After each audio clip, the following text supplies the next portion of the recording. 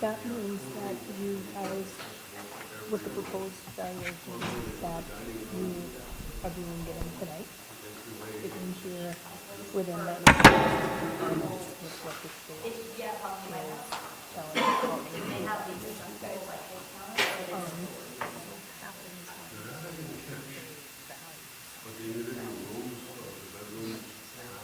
I'll go ahead and call the meeting order, and we'll start with the Pledge of Allegiance. Pledge allegiance to the flag of the United States of America and to the republic for which it stands, one nation, under God, indivisible, with liberty and justice for all.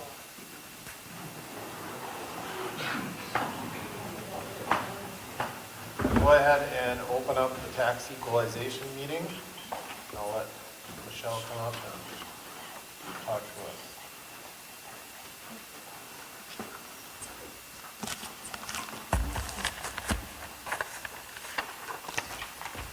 I will start off by saying that if you're here for commercial, I probably don't have the answers you're looking for, so if I could grab names and phone numbers for anybody with a commercial question, then I can have Kayla follow up later in the week.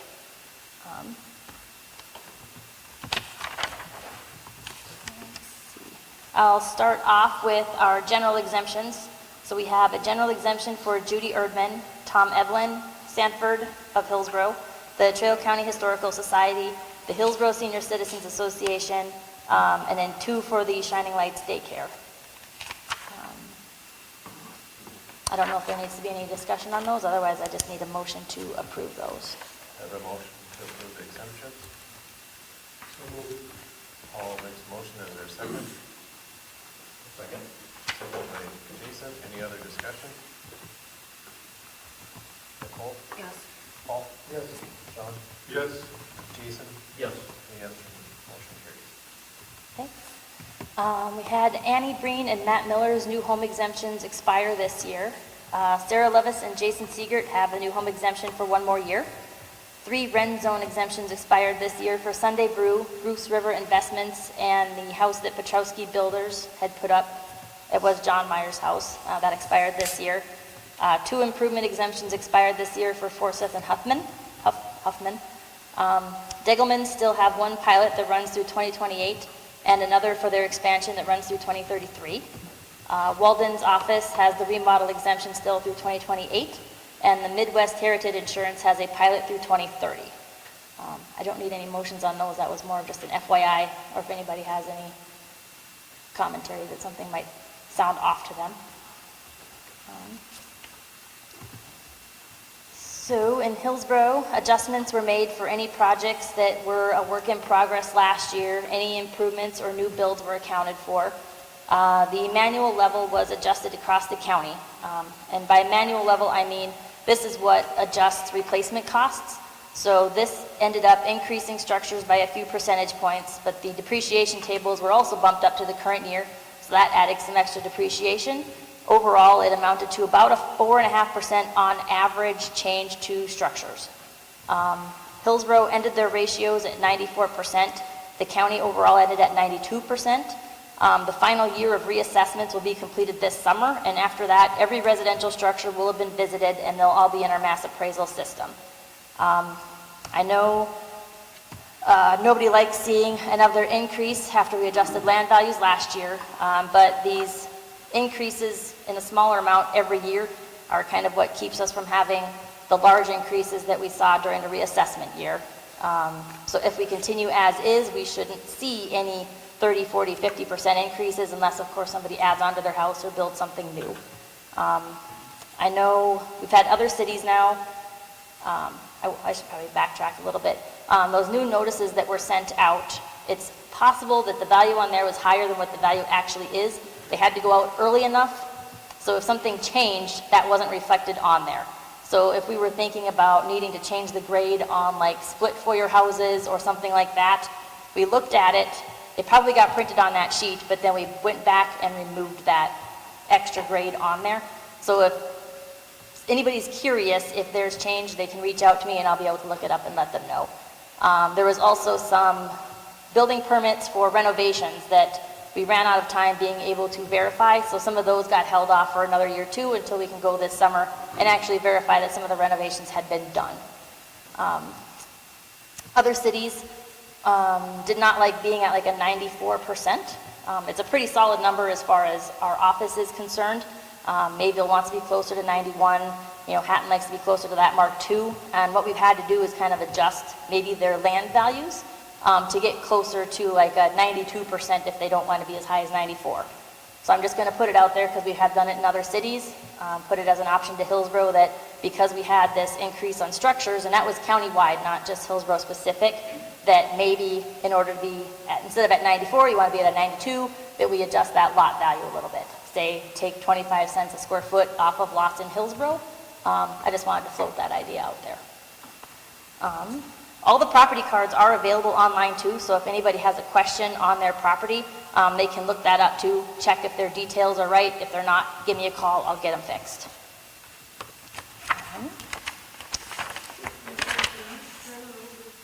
Oh, yes, I don't like having my back to people. But then the microphone's over here too, so.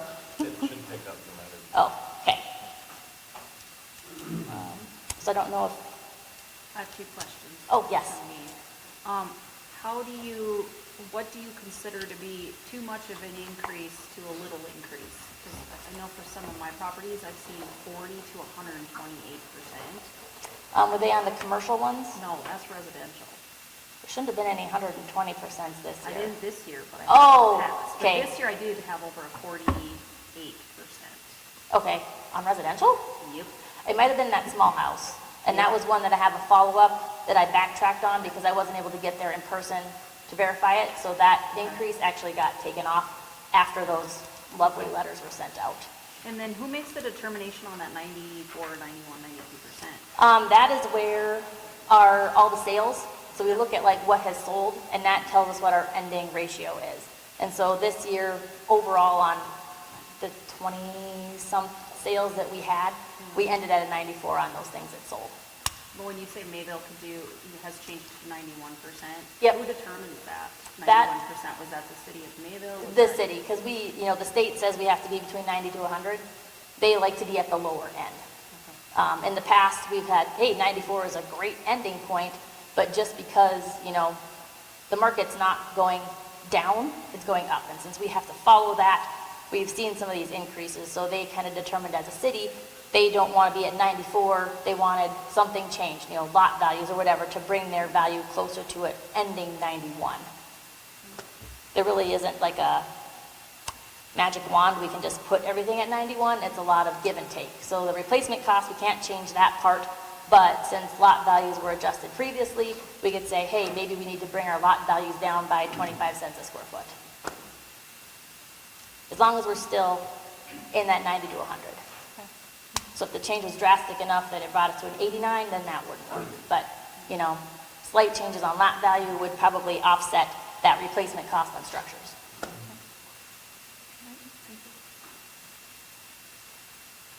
On commercial, how did you go to comparison sales now instead of depreciation and? She did, but I do not handle commercial, so I don't have any good answers for you. That's why I want to get names and phone numbers. How can you raise at $96,000 when no one has stepped inside my building to see what it looks like or what it is? It's built in 47. And some of these other ones are built, 2000 and better, and they're about the same value? They should be looked at according to type of structure and age of structure. So like age and condition is what depreciates it. So if you have a concern, I'll grab your name, grab your phone number. Kayla can follow up with you. Our previous basically full-time commercial assessor passed away a couple years ago, and we don't have somebody specifically dedicated. Yeah, that was Mel. Specifically dedicated to commercial right now. Give me a workup sheet when he did mine the other time. Yep. He took how much to replace it, and then he took depreciation and condition. Yep. That was more fair than Yep. comparison. That's it, because that's kind of what it's called. Replacement cost new is the term that it's called. So what would it cost to replace it? And then it's depreciated by how old it is and what condition it's in. They raised it 96,000 in 1 year.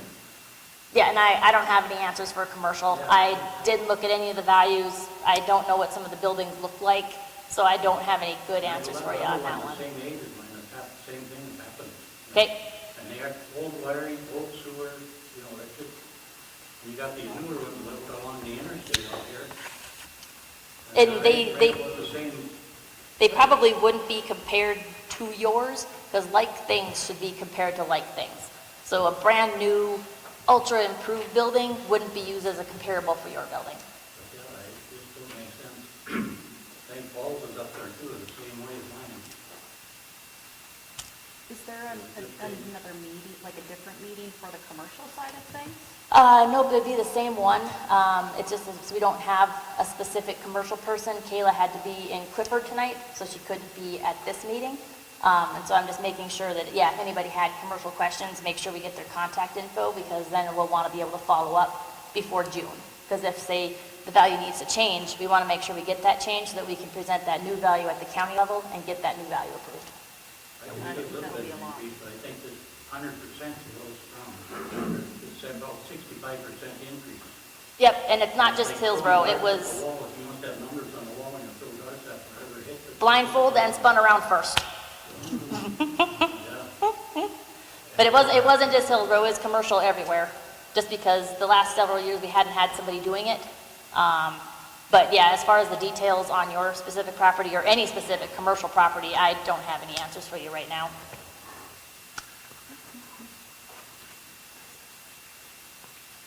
So how do they exactly value your house? They don't come in and they don't go by or what? I do basically every year that we're not going door to door, just because one person can't visit 3,000 houses every year. It's mostly after the reassessment year, it's looking for, did any new buildings pop up? Were there any building permits that said there were changes to it? And then if there weren't, it's basically just replacement cost updates. And then the next time that, you know, somebody does say, okay, well, Hillsboro, it's been 5 years, we need to review every property again, someone would then knock on doors again. But there's no improvement, still, it's just, if they take the sale of the land or what? Yep, we look at Hillsboro. So Hillsboro sales determine Hillsboro value. So we don't look at like Mayville, we don't look outside the county.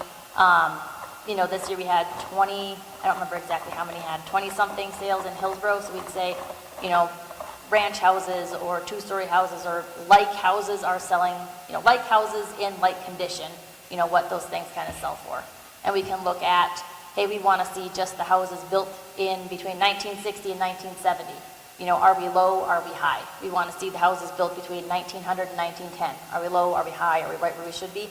So we can run a whole bunch of stuff that's specific to certain types of houses, so it's not just saying Hillsboro at a whole is low, because that might not be true. It might just be this style of house or this age of house, whereas the rest of them are still okay. But the replacement cost this year was countywide. So before, when people were still using the paper manual and doing everything by hand, a few times a year we'd get replacement pages for our manual saying that the price of concrete has changed, or the price of plumbing, you know, fixtures has changed, or any of those things that could, you know, go up in value. And that's essentially what this was, that the cost to build something new has increased, and we kind of have to catch some of those things, which stinks. But I would rather have, you know, 4 to 5% now rather than 50% all at one time again, which is what happened with last time when they had the reassessment. You mentioned the state wants you to be in 90-some%. Yep, on commercial and Okay, residential. That's not a law or not a deal, it's a guideline, correct? Nope, they require us. So like if we, Sure about that. so, yep. Just change it, because I've been on the board many years and it was never. On the state board, No, on the township board. They And might at not that have time, just It was said never a requirement, it was just a guideline, they told us. nope, But they, we did lower a lot of them and change a lot of them, nothing, they said nothing about it. right, because each township, we don't send in ratios per township. So we kind of look at the county as a whole. So if we can basically take what sells, and if there are bad sales, like say they remodeled it this year, but our assessed value didn't show that it was remodeled, we probably don't have to use that sale in our ratios. Or if it was sold to a family member, or anything that wouldn't be a good arm's length transaction, we can throw those out, and that makes our ratios a little closer to what it should be, so that by the time we submit it to the state, we should be at that 90 to 100. How many commercial sales have been in Hillsboro you can compare it to? I do not have that number. I don't handle commercial, I don't handle the commercial ratios. It's been more than one or two. There've been several the last few years, but I don't have numbers. Right, yep, commercial ones. Because we only compare commercial to the commercial too. We don't compare commercial to residential or vice versa. I'd like to know how many there was, because I know the city bought that one up there, that was prime real. Yep. And other ones, told me sold the Sandwich shop. Yep. And that might have been in 26, so it probably wouldn't have been used in our 25 sales anyway. Right, so it probably wasn't used in our ratios even yet. But yeah, I don't have, About three I can think of, I don't think that's one. I know the hardware store, both hardware stores were in there. Ooh. The hardware stores, those are both in there last year. I am drawing a blank on which other ones because I don't have to handle them, so they're not in my memory like it would be otherwise. Sure there is 26 if it has. I'm not sure, but I can get you the number.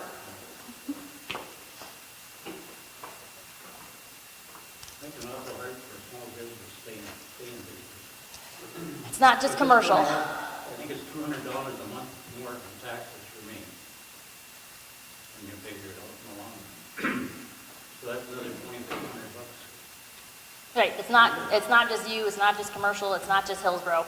It's been countywide. We had somebody at our Hatton meeting that was from Walsh County, and she confirmed that Walsh County is seeing the same things that Trail County is even. So it's not specific to this town or even this county, unfortunately. I think there's a lot of other towns that feel the same way.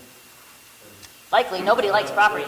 Nobody likes property taxes. I don't think anybody's ever said, yes, I like them and the system works and we should keep it. I don't think that's ever come out A of, little increase to cut with inflation, but some of this is a lot more than inflation. right. No matter how you look at it.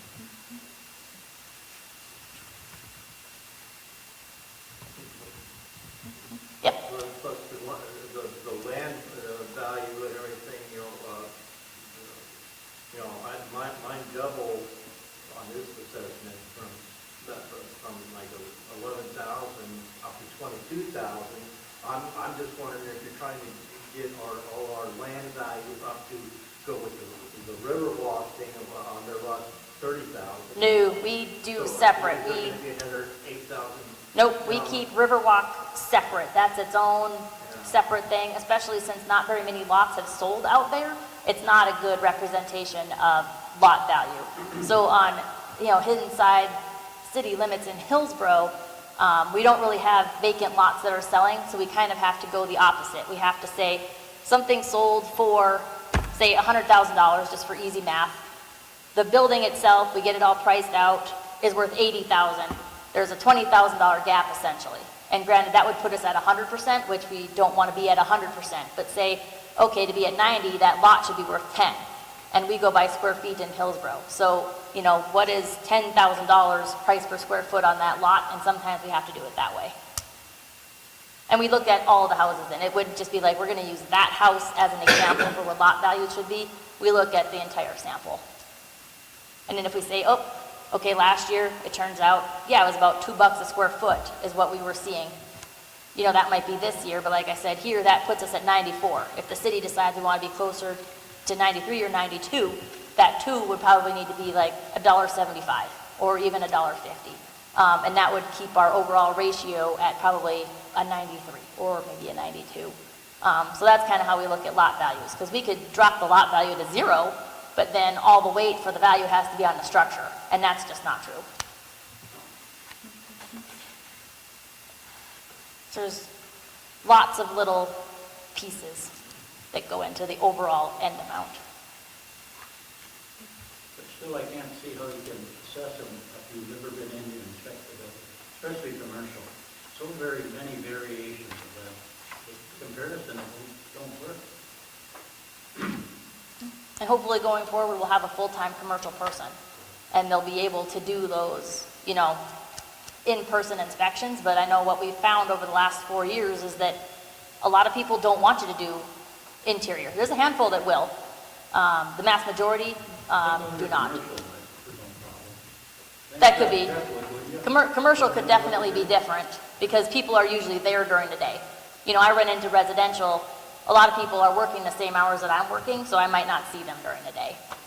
But yeah, we do, I would say, should have that interior. The window problems, there's so many things that very, that spreads it out from these newer buildings out here, or old ones over on this end of town, the old end of town. There's no way to compare them. And we wouldn't. It should be similar type. So if, yeah, like I said, if it was a brand new, extra improved building, it wouldn't be compared to your building. Because we can only say, it would be like comparing a 1980s ranch house to something new being built in Riverwalk. When you look at the values, go in the website, start looking at the values. It isn't that big of a spread from Mike Gazette's out here to mine and all the rest. And I helped build that one in 75 up there, where Mike is now. And I know what that one's like, and I know what mine's like. And the years plus the building itself. Yep. I would say the best thing to do would be to have Kayla come to your property then. Yeah, something's got to be adjusted on some of these.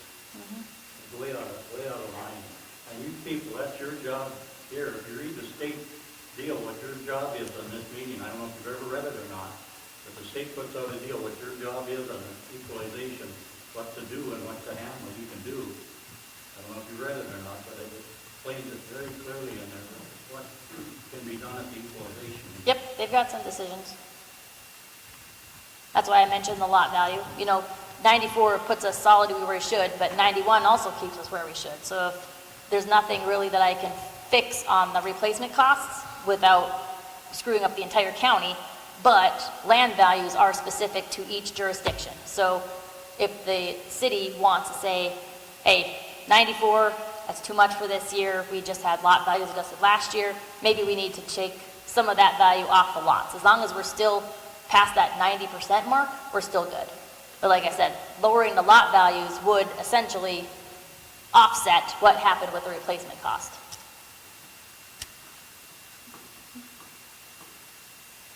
I have a couple questions for you. Are you interested in our residential input to you? Oh yeah, yep. It seems like you came to our house about a year ago. We lived in our house about 5 years. We bought it from the only working husband after they retired from farming. And they made no improvements in the 30 years that they lived in the property with no children as well.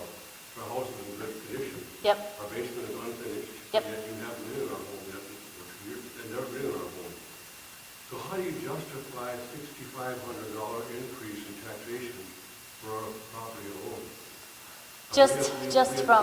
We have fixed the front yard. One of the main sewer lines comes through our yard, that's well, a couple other main lines. And the dirt sunk over years, so we had to add about 10 yards of dirt just to get it somewhat level. And probably have to add some more eventually as the ground changes. But $6,500 seems like a terrible amount of increase over 1 year. And how do you justify that without looking at the property? What guidelines are you using to make that change so drastic? Just that we have seen other property with no changes made to it sell for an increased amount every year, essentially. We've seen, you know, similar houses, or I should say, and we could say, okay, this house sold 2 years ago and it just sold again. No changes are made to it, and it was 25% higher than 2 years ago. So do we go ahead and publish everybody's taxation level and have a complete list in our whole neighborhood or our whole community? Oh yeah, Is that a fair way of doing it for all of us? it's online. Yep, Well, it is online. Yep. Right? Everybody. yep. Okay, we don't know that. Yep, I think we got a new GIS now, so that's been implemented on there. So the property cards are linked to there. You can bring up a window that shows I think it even breaks it out between structure and land on there. So you can, check where you're at compared to, you know, the rest of the neighborhood or the other side of wherever. So in the backyard, we have a power transformer sitting back there. It looks like it's chipped over to one side. None of that stuff has been straightened in the 5 years we've been there. I straightened out the telephone company one because the colors were completely off. They didn't care about going back and fixing it. So I worked with phone company for a few years, so I know how to fix some of those things. It's nothing hard. Why don't these people come back and make things the way they were installed, the way it was? sewer company wanted to back out of our yard, I said, no, you can't go back in that yard, there's 10 feet yard, there's fresh dirt water. We'll have to refill that back in, so they don't seem to have a care about taking care of the property that somebody else owns. Because our water seems to run uphill going south to one drain, and it gets plugged every year. Yeah, I've heard some stories. So without walking down there and cover that thing, it'll never drain south. So those things need to be fixed as well. Right. But nothing has been done in the 5 years we've been there. Why? I'm just curious. And justifying what changed $6,500, how do you justify that? Just because neighbors in Hillsboro, in your neighborhood, and Hillsboro as a whole, keep selling their houses for more and more. We haven't seen, I know after COVID and those interest rates really went down and people were buying their houses for an inflated amount, we expected that as soon as the interest rates came back up that we would see house prices start to fall, and that just didn't happen. So that's kind of something we've always been keeping our eye on, and as of yet, we haven't seen them actually go down. It's just a flaw in the way that they have property taxes set up, that we have to follow, what the market does regardless of, we could say, I know some states, okay, they say, well, if you've lived there and you haven't bought it or sold it recently, no changes are made. Or things like that, but North Dakota hasn't implemented anything like that. They just tell us we have to follow the sales data and then report it to them. Not every house is the same. Nope, but like things should be graded the same. So like this ranch house and this ranch house should both be graded, as a average 4-grade house, I would say. Whereas, the houses out in that Riverwalk area, those you get up into like the 2-grade houses where they're several levels above average. Or the other way, when it's a very small rundown, that's probably a low-grade house instead. So like things are graded the same. Same with condition. I know some of your neighbors out there have completely gutted and remodeled their house. So their house is probably sitting at an excellent condition. Your house is sitting in normal condition. Okay, thank you. Clear as mud. The best thing I find you could do is get on that website, Trail County, just go on Trail County GIS, is all you have to type in, and you'll get to it. And look at houses that you think are similar to yours, Okay. and then see where you're at. Right. Glenn, about 5 years ago, 4 years ago, 5 years ago, before we did our reassessment. Sure what that's for. What site do you go to look at that? It's, if you look up Trail County GIS, there's a link right there. I don't know, it's a longer web address off of our main Trail County website. That's what it'll look like when But she yeah, comes to- Beacon is who maintains it for us.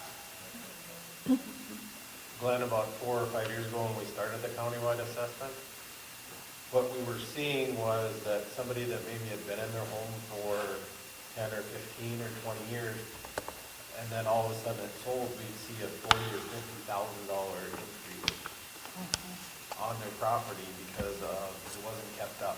And it's not fair to everybody else when that happens, because if you bought your home 5 years ago and your home is comparable to the 2 down the street, but theirs is only worth $90,000 and yours is worth $150,000, even though they are the same, you end up paying more taxes when you guys should be paying the same. And so that was the issue we've seen. Well, I agree with paying your fair tax, I don't have a problem with that. I just don't want to know how you come up $6,500 in 1 year. Mine went up $8,500. Pardon me? Mine went up $8,500. And then to understand that increase is what I'm after.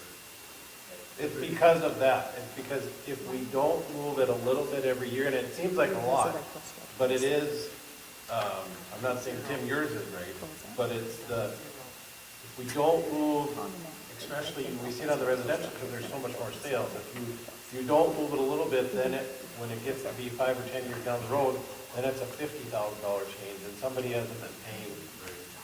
And I hope you guys understand that just because your property taxes goes up doesn't mean that we are going to assess more.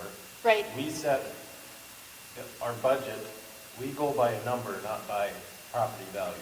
Well, and there's It just- tax caps now too, so. Right, so we would never we're gonna say, if we take 400,000 or whatever we assess, it then gets divided equally amongst what those percentages are. So if there was a $90,000 house and yours was 150, you should be paying the same, this one would not be. You'd be paying more, and everybody else would be paying more because of that. I have a couple questions for you. Yep. If the property is taxed are exempt Yep. for some reason, if it is rented out, does that then need to be taxed? Yes. So if you know of any, let me know, because we don't always know about them. I believe the church has a couple, but Oh, again? Seems like we just took one off the exempt list not that long ago, but yeah, I would say shoot us an email or a phone call or something and just kind of let us know, because, yeah, sometimes we don't know, one, if it's being lived in, or two, who's living in there. and then on the improvements that you're seeing, are they going off based what is put on Oh, the value? the value of the, No, because it might cost you $60,000 to remodel your kitchen, but I can guarantee that, if I just bumped somebody's condition from being, say, above normal to good, that would not be a $60,000 increase. It would probably be a 8% increase, which would not nearly encompass probably what it actually cost them to do their kitchen. I was just looking at a garage that was added on, and it didn't seem, Oh, and I do Comparable. think our garages are pricing out a little low, but I don't think there's a way to increase how we value garages without increasing it on the residential structure part itself also.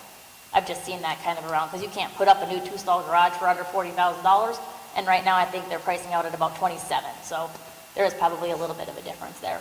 right? And then the other, one other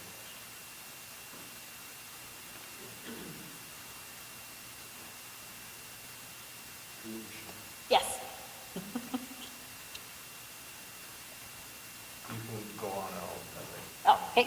Jog my memory. I know Tim, do you want me to take your phone number today so Kayla can get in contact with you? Do you want me to get your phone number so Kayla can call you? Yep. Okay, what is your number? Shop is the best place to get to. Okay. 636-5692. 5692. But I did go to other cities that got buildings just like mine. There is a difference. Okay. Yeah, the best way would just be to have her talk to you, come visit, just in case there's data on there that's not correct anymore, or, The other question I got, if I quit working, doing customer work, and just turned into a farm shop, is that tax exempt? they changed the rules on that this year, so I don't want to give you an answer because I might be wrong. Here that are privately owned, they are taxed. Yep, so they just changed that for the first time this year, so I don't know what all the rules on it are, so I would ask Kayla that, because I think she's had to look into that more extensively. That was my other question. I think one of the elevators went to exempt, but the Yep. other one did not. Yes, because supposedly the one is only for his personal use versus the other one is not, to my understanding. From what we've been told anyway, it's his own personal use. And they had changed that before, since it was a city limits, it was not exempt. But they changed something in the law this year, so now he actually qualifies to have his elevator exempt. So as long as it's for personal use only. Yes, if it was being run through for other, outside of his own personal use, it would not be exempt, from what I understand. Because then it would kind of be like Anchor or, Clifford Farmers, some of those other elevators that are not somebody's sole personal use. Right. So then do you reach out to that individual that owns it to double check, or how does that? Yes, and we all know everybody tells the truth, so. Well, somebody must have, because the one is, Yep, from our understanding over the last several years, it is one person's personal use. Are you talking about commercial or just residential? I'm only handle residential, so do you have commercial property? Are you talking about commercial? Yes, he was. I just don't have the information for it because I don't handle commercials, so I'm taking down names and phone numbers, so Kayla can get in contact. So you're not really talking about it? Because it seems to me like they're raising everybody's taxes to get the taxes. And a blinding, glaring example is you take a tax roll of hefty, you take the property off the tax roll, there's land all over the place, everyone I talk to sell you property. I come here last time, you won't let me say a word about it, I walk out the door, you have a camera on here, and I got 10 calls within an hour that you voted on it after I left, to take it off the rent roll. So I can't pull people off the interstate to pay sales tax, you get no property tax on it, and then we spend money to work on our businesses. We stick a power plant between a trailer park and a gas station, next to the bank. It's the poorest example of tax spending I've ever seen in my entire life, and I've seen a lot of waste. But this is outrageous. So I'd like to have you explain to me why you told me not to talk about it, and as soon as I left, oh yeah, we're gonna vote on it. We're gonna buy a lot for $375,000. Everyone I talked to said they would sell you land, farmland, right along the same way for whatever you wanted to pay for farmland. And then you buy one for $375, and then I found out since then, there's a sewer line you can't build on. One of the buildings is over the side. There was no homework done on this thing. You should have done all your homework before you bought it, but you didn't. The guy paid $300,000 for it, and then he sat on it for a year, so he had to pay property taxes. You take it off the tax roll, and then you pay him 25% again over what he paid for it, and now it's off the tax roll. So if you want to have taxes, why don't you keep stuff on the tax roll and don't take the commercial property off the tax roll? I see people complaining about the taxes, and then I talked to Kevin Pfeiffer, who buys land over there, and he says, I will be happy to sell you the land for what I paid for it to put the substation on. I told every one of you guys that. And then whatever he paid for it, $25,000, and you buy one for $375. I go by there today, you're surveying it, I see stakes all over the place. It's a complete joke. So why don't you explain to me why you bought it for $375? If you want to wait around until you want to address the commission, you sure can, but this is the equalization meeting. Well, it's about taxes, correct? No, that is So not. equalization has nothing to do with taxes? The tax equalization is about the property value assessments Right. that you have been assessed. To get money to pay And the this tax. is from the county. And let's From the clarify, county. let's Yeah. clarify one thing on property taxes. We do not raise taxes based on, to get you to get more money on the tax roll. We set a value, whether it's 400,000, whether it's 350,000, and we are limited on the amount that we can raise. And that is divided out between everybody equally based on their property value. It is not, your value goes up, we now charge you more money. If, in theory, everything works, that if the property value goes up on everybody, everybody still pays the same percentage as they did before. So if you take a bunch of property off the tax roll, you don't have to make that up somewhere else? We also have property coming on the tax roll. Right. But when you take some blatant commercial property off the tax roll, you're never gonna get it back with a substation on it, ever. I can never pull a semi off the highway that'll come in here and spend money in town and get sales tax or property tax, never. Because once you put a substation there, it's over. So, these are two different things. She is with the county and the tax equalization. Our budget is something completely different. And by the new law that was put in place, we can't increase anything over 3%. We're limited to that. They could go up 100%. It doesn't affect what we can do. But my whole point is, it all comes together. It all works together. You know, there's specific this, that, and the next thing. But these guys, I've listened for a while, and they're talking about their property taxes going up. Well, obviously need property taxes to make things work, and there's no debating about that. But when you take property off, and it's never going back on again, it's one thing if you take some farmland, and you say it's gonna be farmland at $15 an acre. But if the guy goes, I'll put an auction house in there, and you can charge me $20,000. I'm not trying to say what you're gonna pay, but it's more than farmland. And then you go, you know what, we're not gonna let you build an auction house there, we're gonna put a substation there instead. But then, there's just more, less. So I agree with Levi on that aspect, that we should be talking about in the actual meeting, not the tax Okay. equalization part of it. But again, I just wanna make sure, because last time I was here, I tried to bring it up, and I was told, we can't talk about it because we're in the middle of it. I walked out the door, and you voted on it as soon as I walked out the door. And if you would have stayed here, you could have talked about it when we voted You on it. said we couldn't talk about it.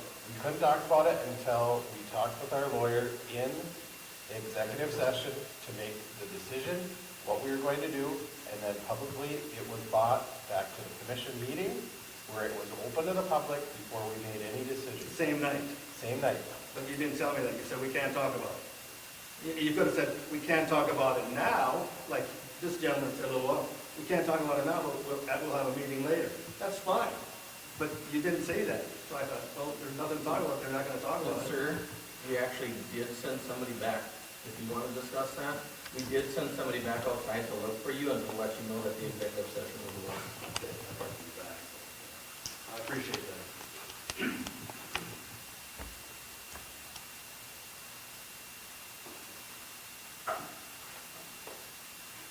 Any other questions on the tax equalization? And the commission does not have to approve this tonight. You can look at this. You just have to have it before the county on. Within the month of March, or April. So each jurisdiction has to have their meetings wrapped up in April. But, if somebody had said, I need you to see my basement, or, something, I can take the value that's set tonight and change that before county meets. I guess it's just hard for us to make a decision on this when we were handed this at 11:30, that she got it, and then we're supposed to look at 283 pages of document to make a decision on it. I mean, I don't have to be here if you reconvene, amongst yourselves at, say you want to meet tomorrow at whatever time. I don't have to be there in person unless you guys have follow-up questions. It just has to be before the end of the month. Well, the concerns I have are the two properties that Ted mentioned, yours and Tim's, that I know are the biggest one. Yep, the commercial. I know the commercial was probably the biggest saw the biggest changes in Hillsboro this year. And some of them I could see the value of it, that they were being changed, but on these two that they didn't change anything, I don't see. And even if you, by what you're saying, made a decision to change the land value, it would, if there's not enough there to make a change. It would depend on how much you depreciated it by. I mean, if, regular sized smaller lots don't have a lot of square footage there to make a big swing. But say you had, a 10,000 square foot lot and dropped it 25 cents, that would take 2,500 off the overall true and full value.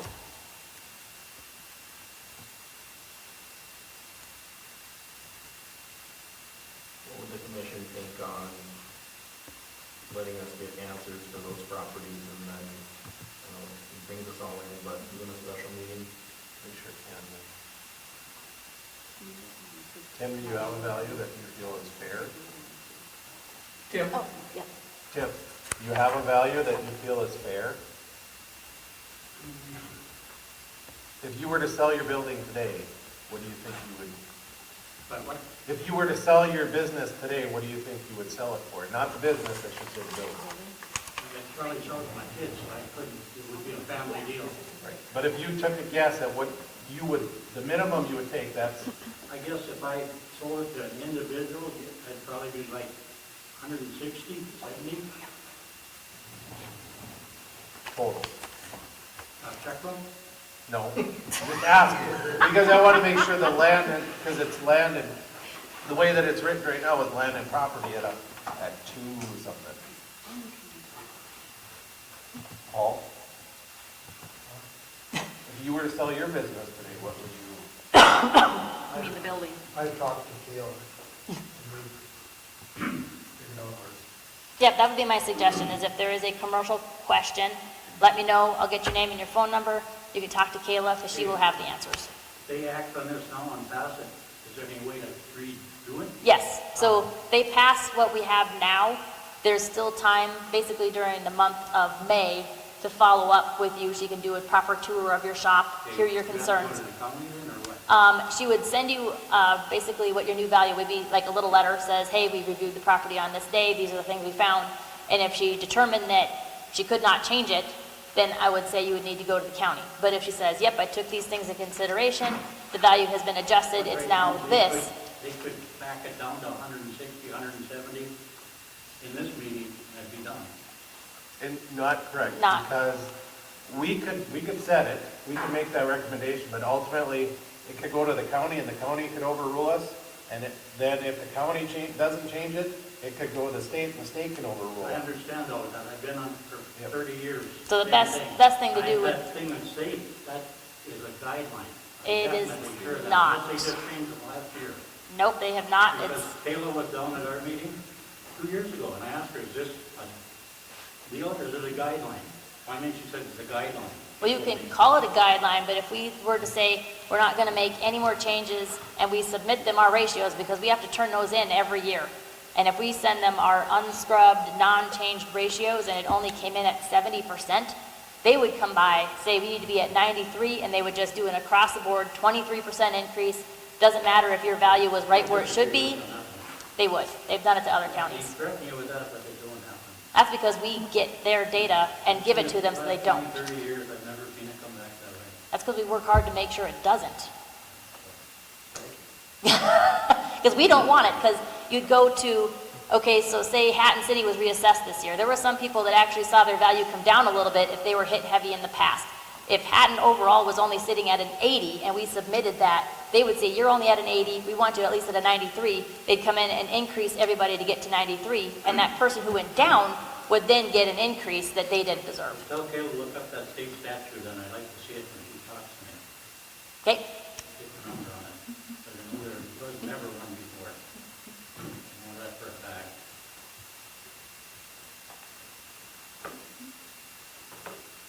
I would say I've been there for 8 years, and it's been there the entire time I've been at the county. Is there anything else that'd like to talk for the equalization? If I need to get more names on here, let me know, so I can get names and phone numbers before I end up leaving. You want your name on here? Okay.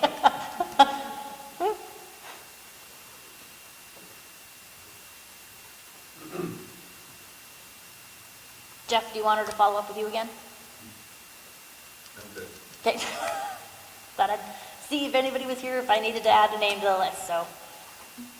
So we can approve tonight as is, we can approve tonight with the change if you want to make a change, or we can wait until a later date and we hear back from April. It's up to you guys what you'd like to do.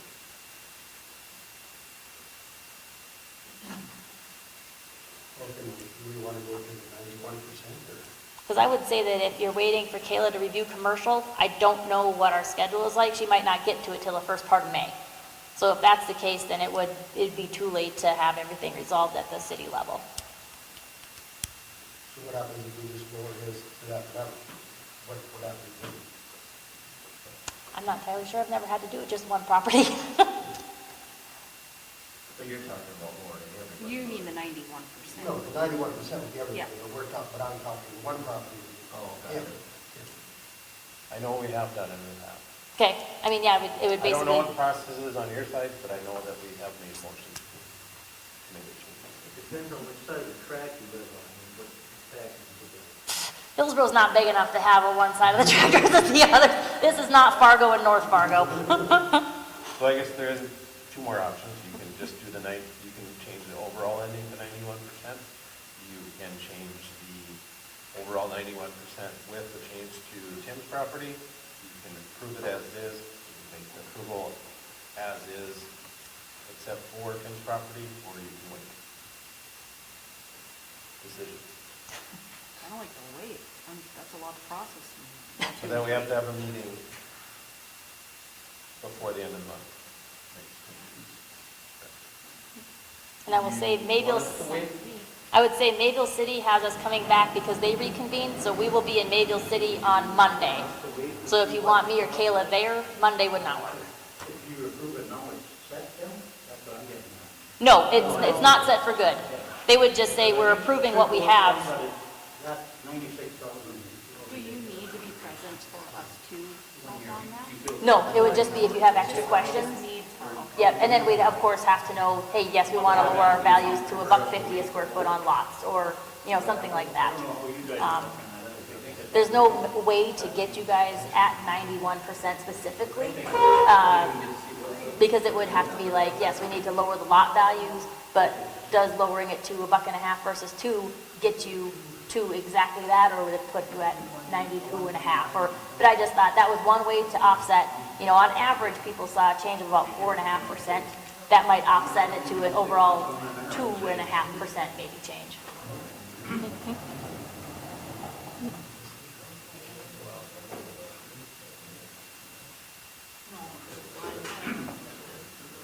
So we could do something that is close to 91%. Right, it would essentially, because last year lot values were they 125 and they went to 2, or was it, they were at 1 and they went to 2. So you could say, we want to split the difference and do 1.5. I wouldn't suggest going way back down to 1, because that'll put you in a bad position for next year then. But, you know, 1.5 would definitely be doable. So like a 92 and a half. Yeah, it would, I don't have enough, 93%. yeah, I don't have enough numbers handy to say what, because like I said, it also depending on the size of your lot. So if you've got a really small lot, it's not gonna swing you a ton. If you've got a large lot, it'll change it more. So if it could swing it, right, so if we did the 94%, then the following year, does that also give a big swing of that 1 to 2% again then, or? It does. So if we ended at like 94, that puts us in a better position for next year. Because if we lower essentially values now, but the market keeps increasing, that could put us, you know, in a lower position starting for next year.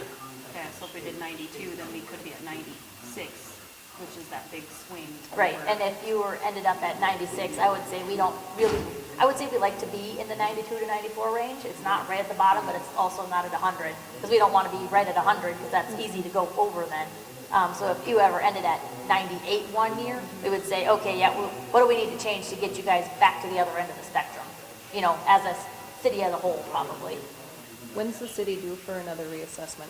Everything's on a 5-year, so this summer I'll be finishing up, and then it would be Hillsboro again. But like I said, it wouldn't be the large Drastic. increases last time, because we've been doing the small increases the last 4 years. Yep, okay. Because usually, we would have seen if there was a big problem, you know, the last couple of years.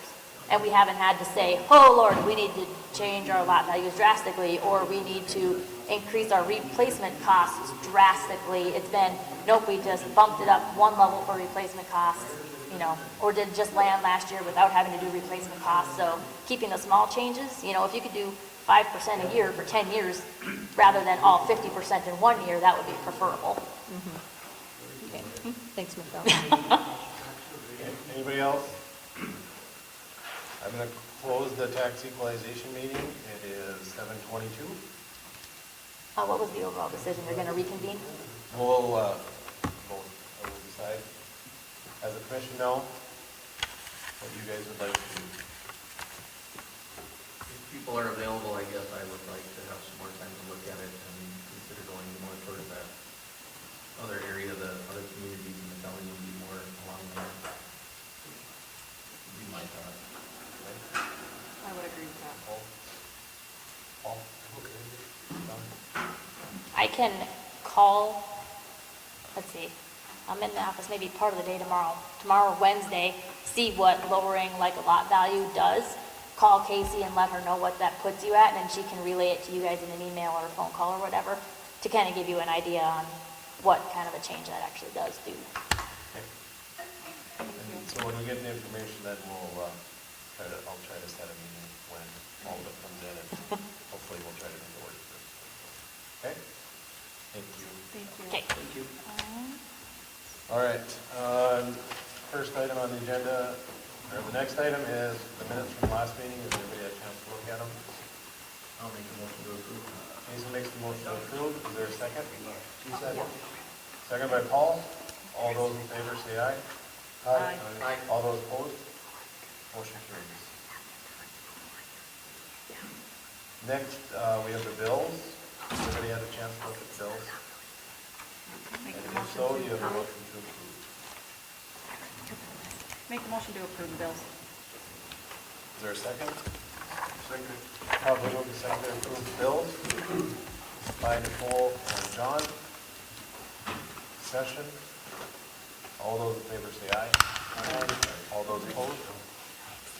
Motion carries. Do you have any, did not see the delinquent bill list? We don't right now, nope. Okay. All right, next item on the agenda is anybody that would like to address the commission tonight? Matthew. No, that would be your time. So, again, it's like, Sarah's my neighbor at the gas Let station. everybody give your Excuse me? name. Oh, Todd Nedberg from Ewing Oil from Cenex. So, the whole deal is on that lot next to us, and Sarah owns the trailers and on stuff next to us. So, and Mike was here that one night, the guy that owned the lot, because apparently he sold the land to Hefty. So when Hefty decided to sell, they contacted me and I said, we only have one guy in your way, we'll sell you so you can expand the truck stop. He said they have a right of first refusal. And sure enough, it was Mike, that he had sold him the lot, so he said he'd take it. So he was gonna move a business in there. So he said, Todd, he goes, don't worry about it. He goes, I'm gonna put a business in there. We'll have plenty of semis coming in and out. So, which is good for gas business, right? Which is good for the town. So he says he's gonna do it. And then I started hearing these rumors, they're talking about putting the substation in there. So I called and I talked to, I don't know who wants me to tell their name or not, so I talked to people on this commission. And so they said, this is what's going on, but we can't get a hold of John Deere, we can't get a hold of Pfeiffer, we can't get a hold of, so I called everybody. CHS that owns a lot next to it, they own Cenex, but most people know that. I talked to Kevin Pfeiffer, who's got the land to put the auction house at the end of the road. I talked to Mike over at the John Deere dealership. I talked to the Nelsons. I talked to Johnson on the land next to it. Every single one of them said they would work with the city. Even John Deere, which wasn't crazy about it, they said, we won't sell land, but we'll lease land.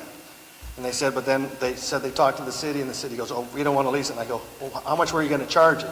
He goes, they never asked us what we were going to charge. So to me, when you take the rent roll off, that's a main commercial lot in Hillsboro. There's only one exit in Hillsboro when you get off. I think that Dingleman's across the street, and then there's the housing. That looks pretty nice. Then you come across, I'm trying to fix up the gas station. Casey's looks nice. Somebody told me someone's going in Subway like a coffee shop. I'm not sure if that's happened or not. But that substation has always been kind of an eyesore to me, and I kind of said to a few people at the city before, that's how I know a couple people, and I've said, why don't they put some evergreens up or kind of hide that thing, right? And then, lo and behold, they decide to put it in the one spot, like you can still see when you come in. And you go and there's the antenna with the antenna a little bit farther past the tree line with the land next to it. And I know the problem with it, but I still think you could work it out with them. And then the land right across the road, that guy said he'd sell, so everyone would sell the land. So I don't understand why you're taking commercial property. Well, when you go down the road past Goose Bank and the Cenex and the Hefties, whatever that, I can't remember the name of the road. It goes down past John Deere, and then you hang a left towards the railroad tracks. That land right at the end there, that's where Pfeiffer's putting his auction house. And then behind him, he told me that there's, I think, I might have the name wrong, but there's two ladies that own it, Nelson's, I believe is their name. And there's two Johnsons that own the land next to it. So I talked to the Johnsons. Kevin said he talked to Nelson's, they would sell the land. So I thought, well, everyone's going to sell the land. The only thing that John Deere said is, we won't sell it, but we'll talk to them about leasing it. But they said they want it by the, I think he said a softball field or a baseball field. So he suggested moving a baseball field. Well, there's a tree line on the side with a few houses in there. And I don't want to get into people's values of houses and things, but there's a lot of land you can put it on that you're not taking commercial lot right off the side of when you come in. And so when it first came in, so then of course, when Mike said he was going to put the Hefty in there, then I put more concrete in the back so we could supply more semis could come into town to buy gas. Well, there's only so much land between the highway and the Hefty station, right? So I can only go so far. Well, then when I come to find out about the power station, I'm like, well, they would never take sales tax and property tax off. That's why I came to the meeting. And then, of course, when I came here, I saw Mike, and I thought he was in Arizona for the winter. He was here, and I thought, see, so then then I asked about it, and he said, we couldn't talk about it. I wished you would have just said, you talk about it later, because I thought, well, they don't want to talk about it. Well, I didn't know why you want to talk about it. Well, then I come to find out, I left town, I started getting calls. You must have it on a Zoom or something. Do you have them on Zoom most of the time? On YouTube. Yeah, okay, I didn't know that. So I'm like, I didn't even see anyone there, right? Well, people apparently watch, so if they're watching, hello. But now I come to find out you bought it that night for $375, so it's a 25% increase on what he paid for it, and took it off the rent roll.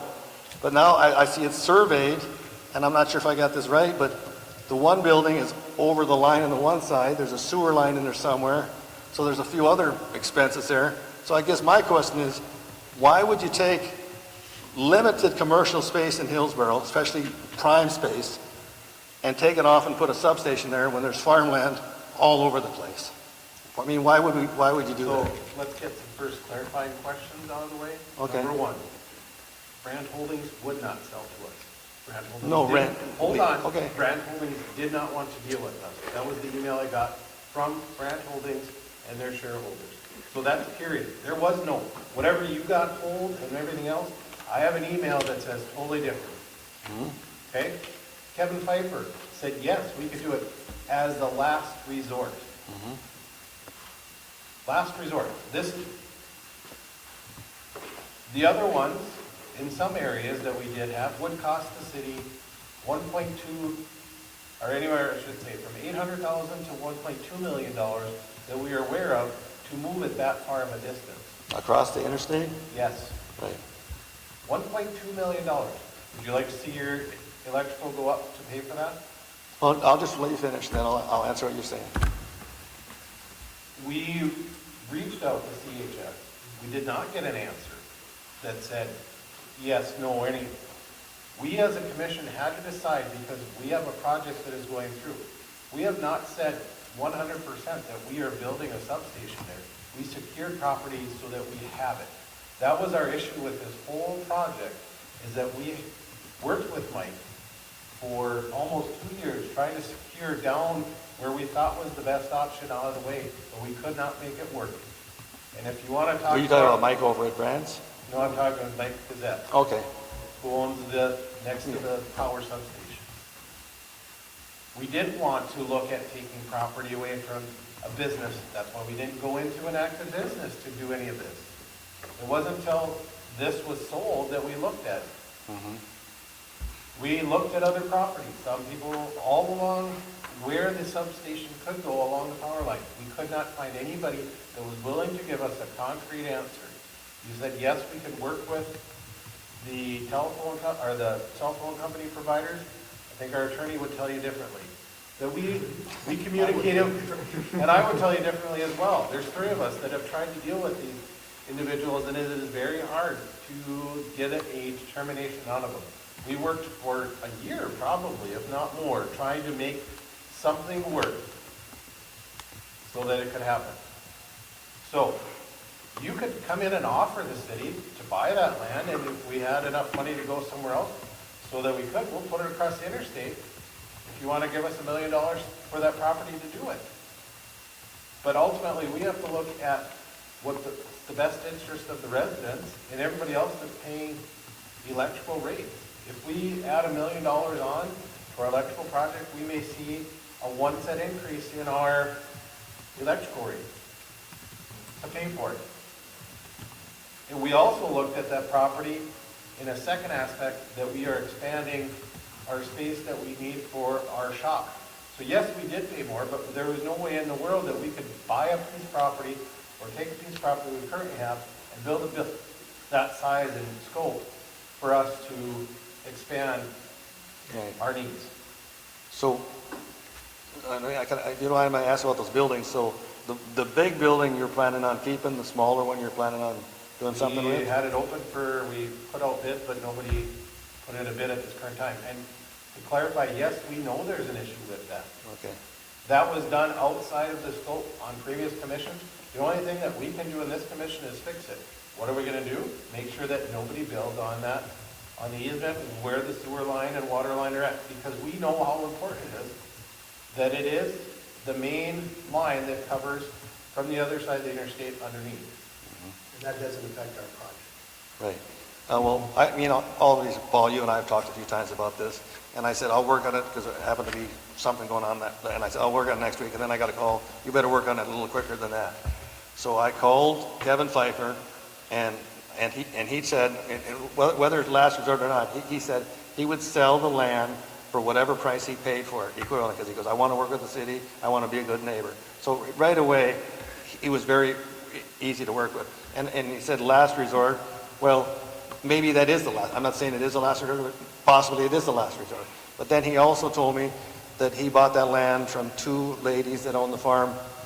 Again, I'm not that good with directions, but I think to the And east. we've also tried to deal with those ladies and individuals for several years to secure property for a swimming pool, for a retention or detention pond to help with our stormwater.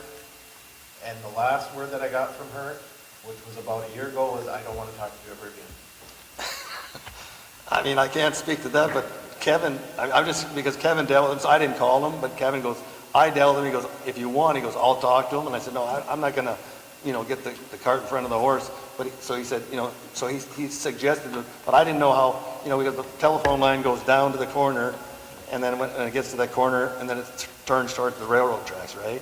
So I didn't know, and I think the last meeting he said you don't want it too close to the other substation that's down close to the railroad tracks, right? So I thought, well, you probably want to stay closer to the interstate.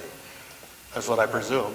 So then, but we only worked on it for a few days, but then I talked to Brand Holdings, and I talked to the guys there, and they said, well, we don't really want to do it, but they said, we talked to them about, we don't want to sell the land because our long-term plans. They said, we talked to them about leasing them some land, and of course, my next question was, how much did you tell them you wanted? They said, we never told them, they just didn't want to lease it. No, I never said that. Oh, well, I'm not saying, they said you said it, I'm just talking, they were talking about Hillsboro, I didn't ask them who Here's it the was. exact email. It says, after consideration by our trustee, unfortunately, we will not be able to accommodate proposed location for the substation located on the parcel owned by Brand Properties Company. There are other uses we are considering for this parcel that would conflict with being able to support your proposal. We wish you luck in securing a site for the substation. Do you mind saying how long ago that was? That was on 2/24/2026. Okay, that's probably about right when you were talking to them, were you talking to them about putting it back by a baseball or a softball field?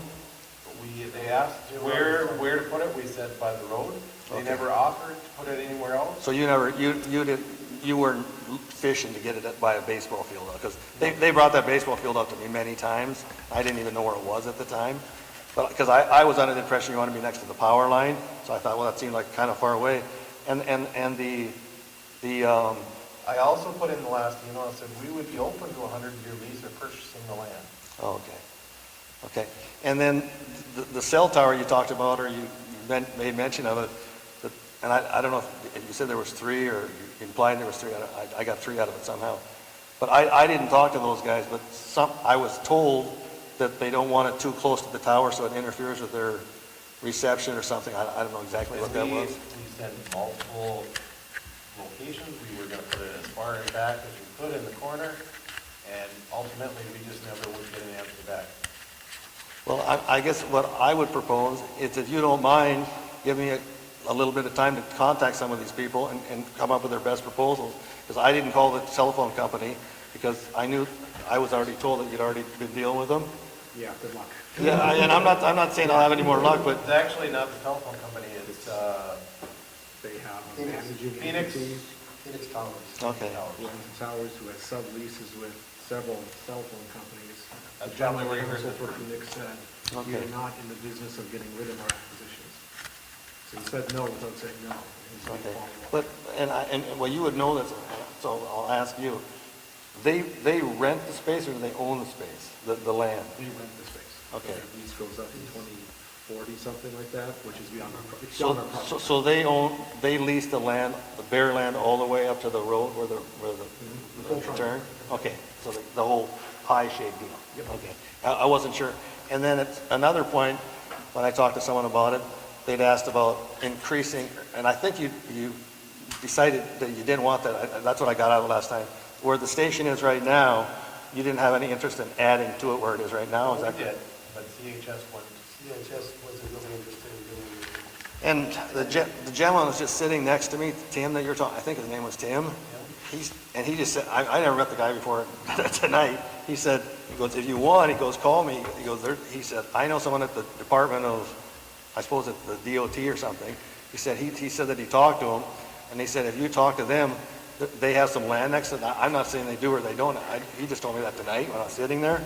So I don't, but that CHS, I never asked because I was under the impression you didn't want to expand there. Well, if we went to the DOT property, we're looking at $1 million more probably. I mean, because they would charge you for it or Because we have to add that much more. Where it's located. so it's not right next to the land? Well, if you think about it this, most of our lines come in the central location here already. So the farther we go away from that, the more cost is going to be to plug it in. Okay, so where the station is right across from Subway now, that's where the main stuff is there. So you want to be close to that as possible. As possible, so that we don't have to bury in new lines all over the place.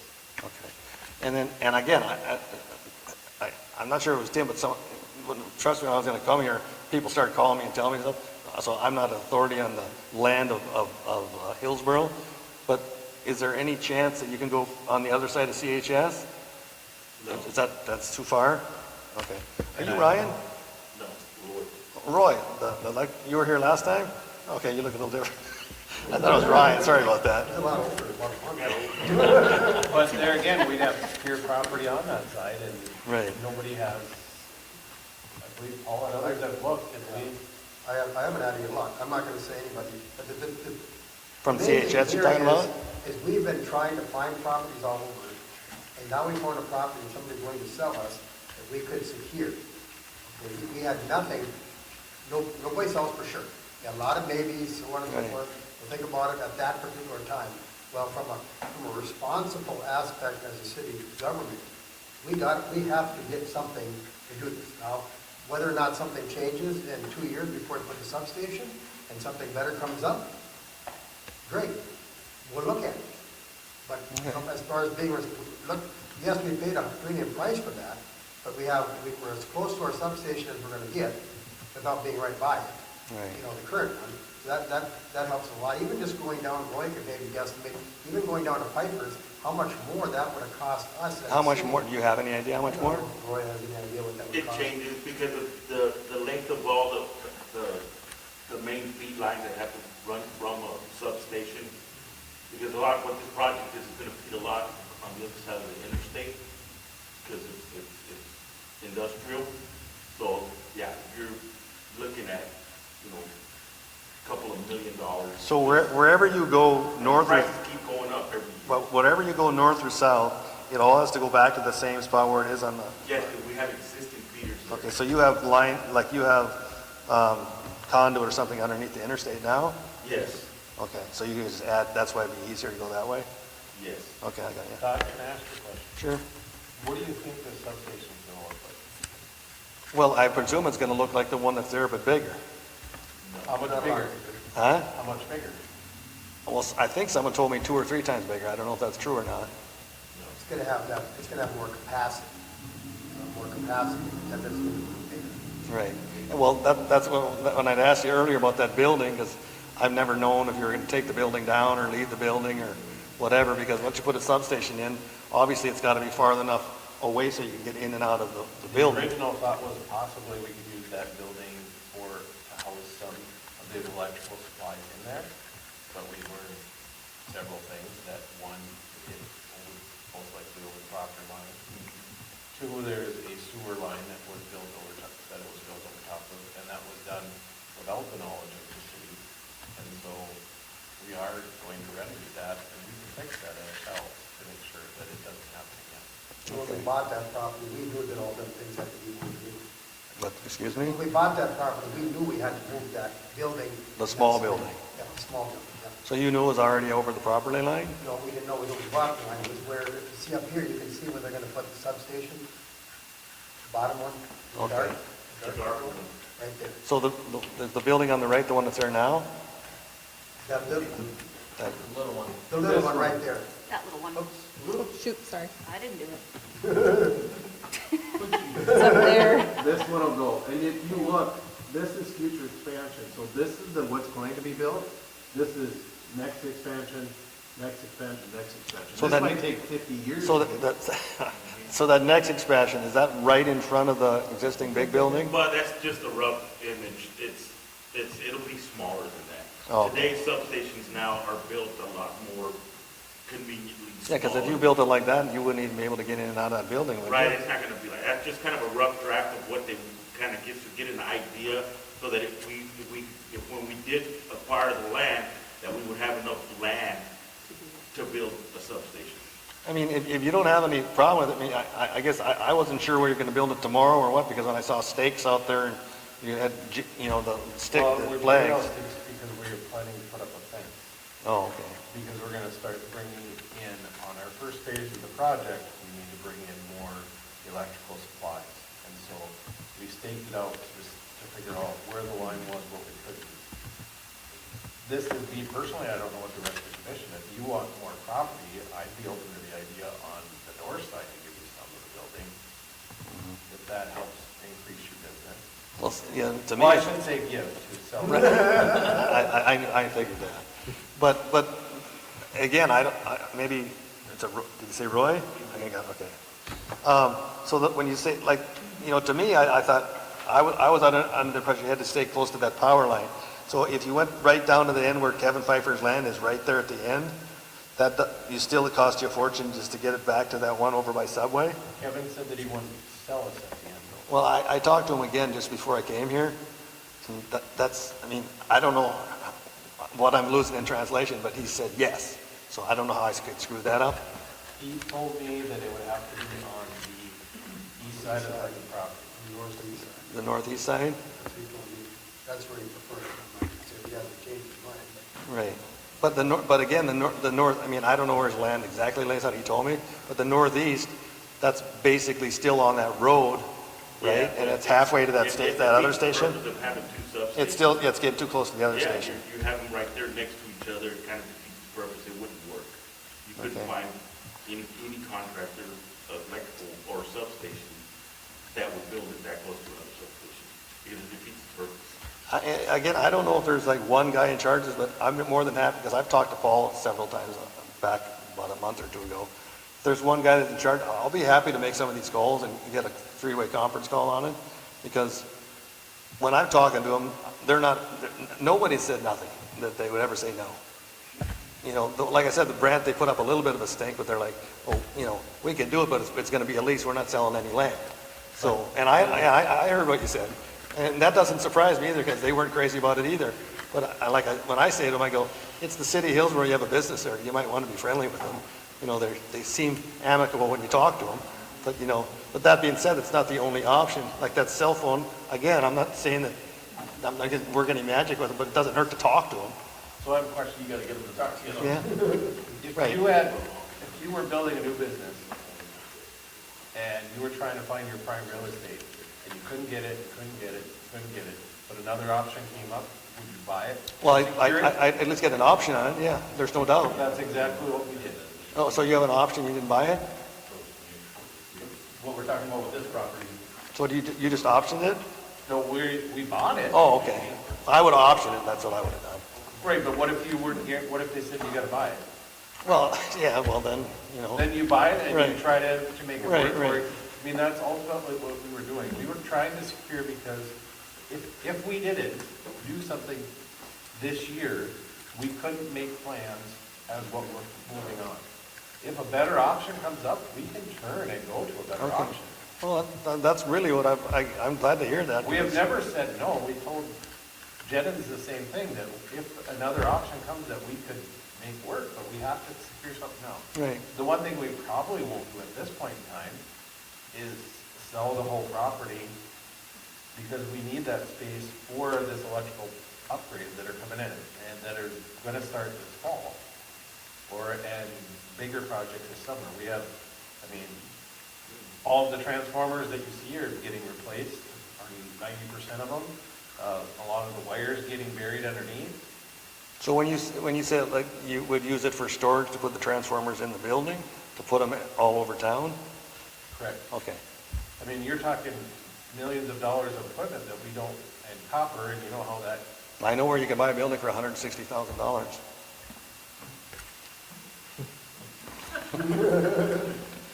Or 200 from someone else, I can't remember, but there's a couple buildings I heard were for sale just today. All right, said he well, wasn't selling it, so. that's true.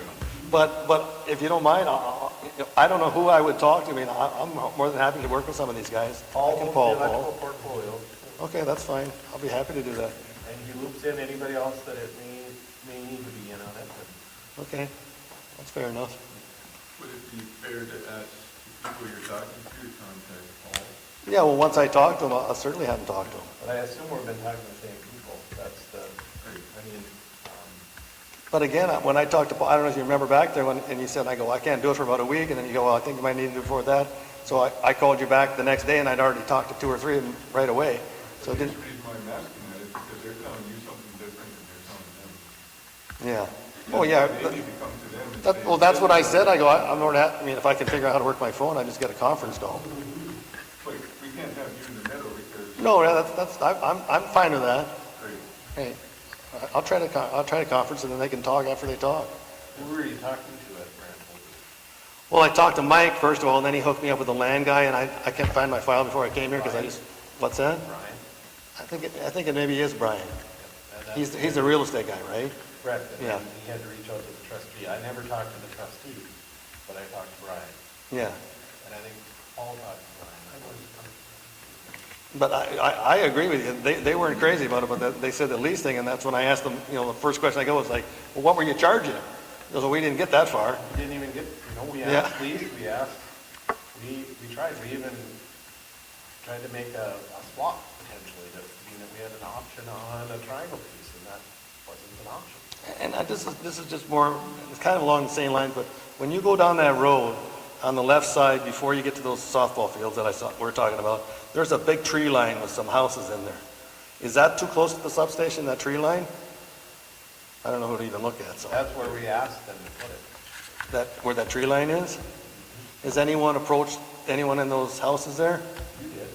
Well, I didn't. I don't think Mike wants to sell his house there. Is Mike's, that where Mike lives? Yes. I think you're talking to Are you talking Mike from here or Mike from? You're not talking Mike that sold you the lot, are you? I don't know who that guy is. From Brant, did you talk to Mike at Brant? Oh, yeah, but does he own that land with a house in it? He lived there. Which Mike did you talk to? I think his name starts with a V, Message, That's a different Mike. huh? That's a different Mike. So that Mike works at That- Brandt's? That Mike here works at John Deere, he's the manager at John Deere. Oh, okay. He's just a manager, yeah. But he lives in that first house right there? He lives in the second. But has anyone talked to that first house? I mean, would that work? That first house? Here's where we're at right now. Okay. But I mean, if you can get it cheap, I mean, well, I guess I'll ask. It doesn't hurt to ask. And you have to deal with residents there that don't want a substation.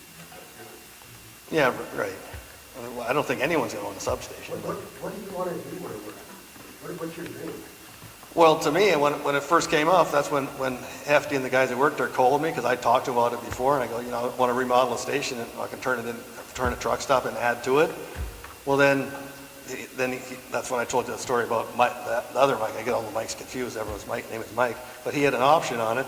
I said, well, that was it. So then I just put some concrete in the back so they could park, so it kind of had to make do with what I had. And then at some point in the last couple of years, I don't know even when it happened, someone put a road in between the back of, between your place and the place we're talking about. There's a road there. I don't even remember that road being there until a couple of years ago. But then all the people that live in the trailers, they walk down the road and come into the You're talking spot. about the road that I'm thinking of here. It's a dirt and gravel road. Yeah, that road's been there forever. There used to be a barrier of some sort that was Oh, involved. is that what it was? Senex only got a fence there. Yeah, because all of a sudden I just saw people, it was plowed, but the people driving in there, which I thought was fine because they can come and walk over and eat, get gas, so I didn't really care. But I'd never really noticed that you could even get through there before. Yeah, a lot of the traffic that I've seen are going back into those trailers. Yeah. But again, you see I put a huge diesel deal there, so you kind of need to have parking for the diesel guys to come in and park at night. So I just thought, well, we pushed it as far as we could, but that's when I but I had to do it that way because I couldn't get next door, and the building was not ideal for me because the building is in the way. If the building was on the other side, like for you guys, you don't care if it's on the north or south side. To me, I'd rather have it on the south side so I could put concrete there. But, that was kind of a little bit of a hindrance, but it's there, so I thought, well, might as well explore it. And then when you're at the substation, well, nobody wants a substation next to their business. It's just not an attractive neighbor to have. And then plus Hefty, everyone that's at Hefty drives a truck. Trucks use gas and diesel, so they're kind of a nice neighbor to have. So when Mike said his son was gonna put a business in the same as Hefty's, I thought, great, that's awesome. And then it never came, so I started calling around, and that's when I found out what was going on. So, but I'll make some calls, and I guess I'll call you, Paul. All right, thanks. Going on a limb, but I mean, I guess there's some people that might be sleeping in places that also don't want semi-trucks driving right next to their doors as well. Oh, yeah. Well, that's true. No matter where we go, somebody's going to, but ultimately, you put a substation next to where people are, next to where businesses are. I mean, and we are trying to be gracious about it and try to cover it up as best we can or plan for it. But we haven't even gotten that far. As we told the gentlemen when they came in, is that we are miles away from the final plan on this. This is the only decisions that we are making as of right now are fence and storage to get started. And storage and making sure that we plan out so that nothing in the future goes on where that line is at. Right. Yeah, because you can see there's some activity. There's flags and stakeout, and there's a couple light poles I saw laying. I don't know where they came from, but something's happening there. Is that you? Because they're already putting light poles there that we need, and No. flags and stakes are there because we were checking out Yeah. where the properties are at. Yeah. And, That's what I said. When I saw that, I go, they're doing something. I don't know exactly, but they're doing something over there. Right now, everything's just gonna be smart. All right. I appreciate your time. Thank you. thank you. Everybody else still like to address the commission tonight?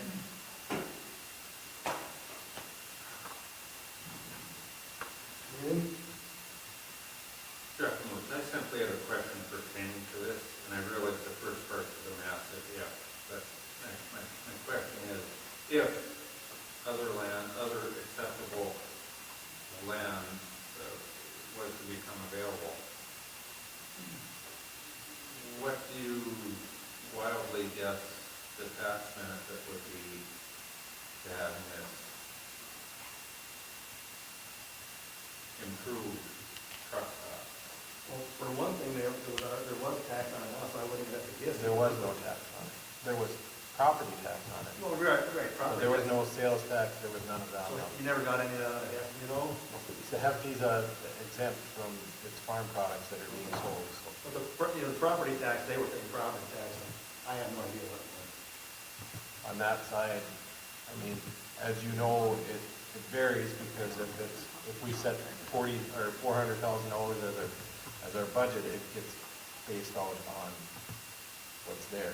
But we also have close to $2 million that are coming on the tax roll right now, so.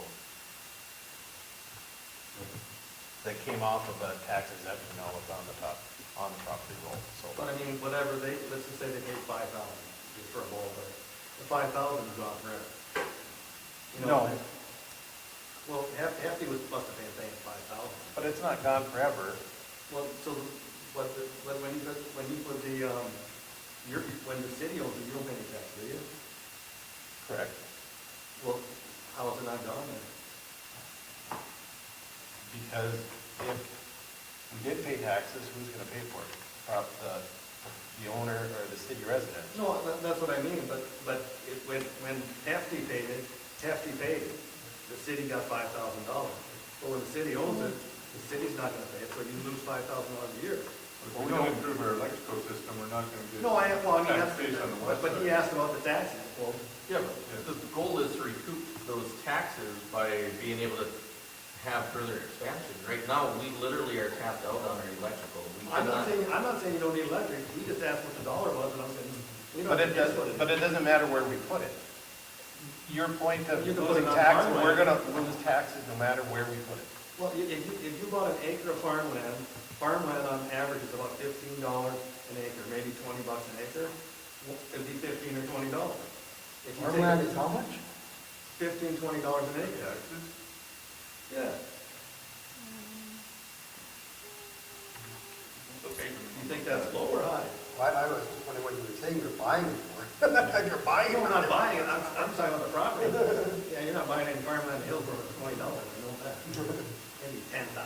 Well, they just had an auction about a month ago, so it's pretty easy to tell.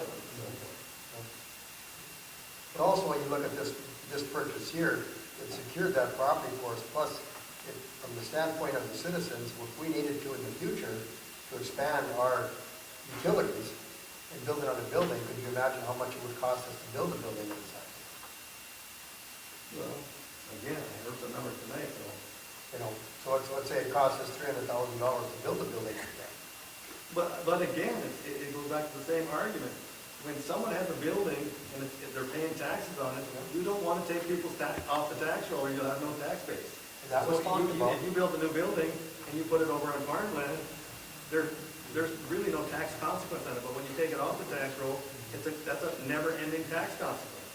And that conversation was had when we made the decision. I brought it up myself.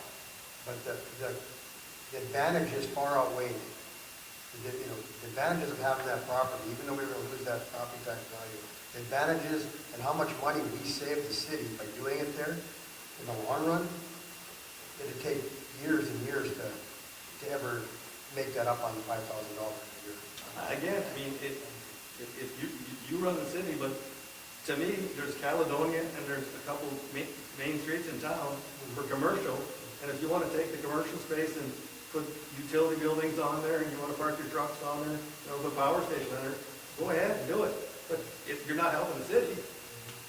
But I probably wasn't clear enough with this, and I'm speaking beyond my knowledge, but from a sales standpoint, not the land, but the city will see $100 a year in increased taxes from sales of fuel with the trucks, Well, I mean, again, it's hard to say how much diesel you're gonna have, but if you look at Harwood, for example, that's a good example.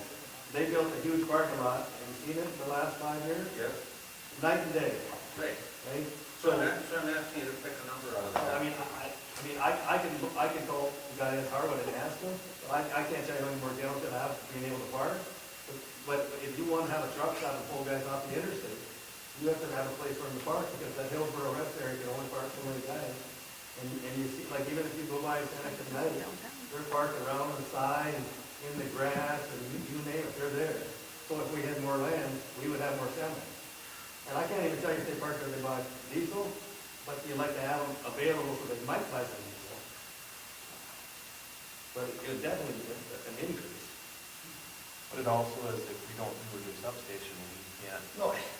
I'm just saying, if we don't, we are at that point where if we don't move on something, we're not gonna be able to move, and then we're gonna lose, because we can't add another Dagelman. And what does Dagelman bring on the tax roll in the next 10 years? We're looking at $2.5 million right now. So or if we see a dairy expansion and it brings businesses in, we're trying to keep up with that. So I don't think there's any debating needed, there's no doubt. Right, it's about finding a spot and being economical about it, and if you can find us an economical spot that will work, we're open to that option. That's right. But right now, we bought this with the option to move forward. Fair enough. Thank you, Todd. We'll go on to commissioners' reports, unless there's anybody else that wants to address the commission. Okay, Nicole? I have nothing. Jason? I have nothing, it's me, Okay. Is that your phone? John? Nothing. Paul? What's in the agenda? I think we have that set here, huh? We'll add it in. And then, We hadn't seen a quote. yeah, so today. But otherwise, economic development meets on Monday, so I can, kind of on how we kind of go on this other, I guess, on Monday. On the Riverwalk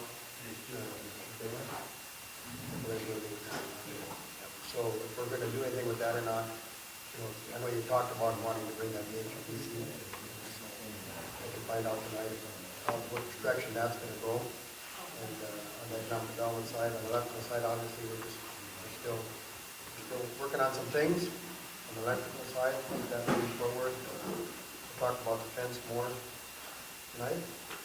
And other than that, I don't really have anything to beautification except let's just keep hoping it dries up, so. Get that pothole cleaned up. I think I forwarded on the emails from about the Riverwalk. They want to come back at some point, talk, probably May 4th, when he was planning on it. If you want Paul to keep going to HEDC, that may be a good idea, just to you guys know like that. Yep. Second thing, I would like to, well, I will sign it.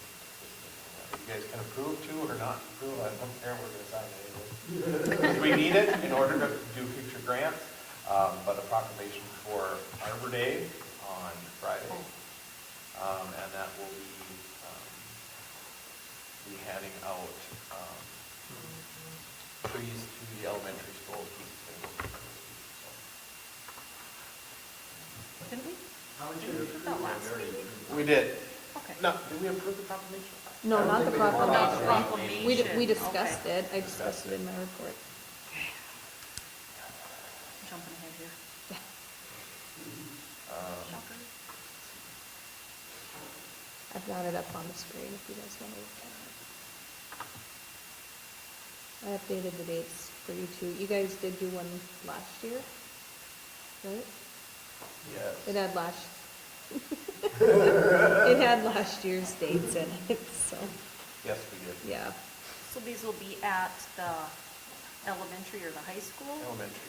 And Elementary they're- kids will get, And the kids will get them? each Yes. kid will get a, To go Spruce home and tree. plant one? yep. Oh, I did that as a kid. Then we'll, I don't know, did because you? I remember it, it must have been in place. I remember planting mine. You don't remember? Maybe they didn't do that. Yeah, we already have one. I mean, if you can't get one from there, we'll drop one off to you, so you can plant your No, own. I'm just asking if I can get a tree too. I mean, If there's any left over, we can talk about pass. it. Yep. I don't want to. If you're on good behavior, we'll. Yeah, Huh? If you're on good behavior, well, maybe, Okay. if we have any leftovers. We don't want them to go to waste. So Okay. they're not big trees, they're just little. Yeah, there's a small one, but I gotta replace got some my farm tree line fence. where. As long as you don't put it underneath the power line. Yeah, I know, but that's what I got. Yeah, I know. Or on the power line. Or on the power line. On the power Buried line. power line. Oh, boy. What was the other thing I was gonna do? Knitter. Oh, yes. The DERF has a new policy that is available, if you guys want to add it on. Ryan's going to look into it, but the new policy is that we can get coverage for water main breaks and then sewer backups. Currently, those are not covered. So, I did see on the League of Cities emails that there was 2 homes that got backed up into in a community and it cost them $40,000. Yeah, it doesn't take much. Ask my Is that something that you guys want to add on? Is that a good amount to have that? We haven't checked with Ryan quite yet. Unless it's $1 million or something like that. The bean race, would that be our cost to replace them? It's up to $1 million, what is it, up to 250,000 on water main breaks. Our cost. Say we have to pay a contractor. Yep. Or if you're like Finley right now, which is a very bad situation, that might help with some of that cost. So when this happens, does the homeowner or Public Works have her submit the claim, or how does that process work, do you know? Or- She would submit the claim. Mm-hmm. Okay. Yep. So we'd submit the claim to enter, they look at everything and then. if they're- Yep. They'd consider if the homeowner has any sort of insurance for it first and And then go pay from the there. difference. Look Yep. at, was it our issue that caused backup? Yep. Cool. some reason I thought. Oh, yes.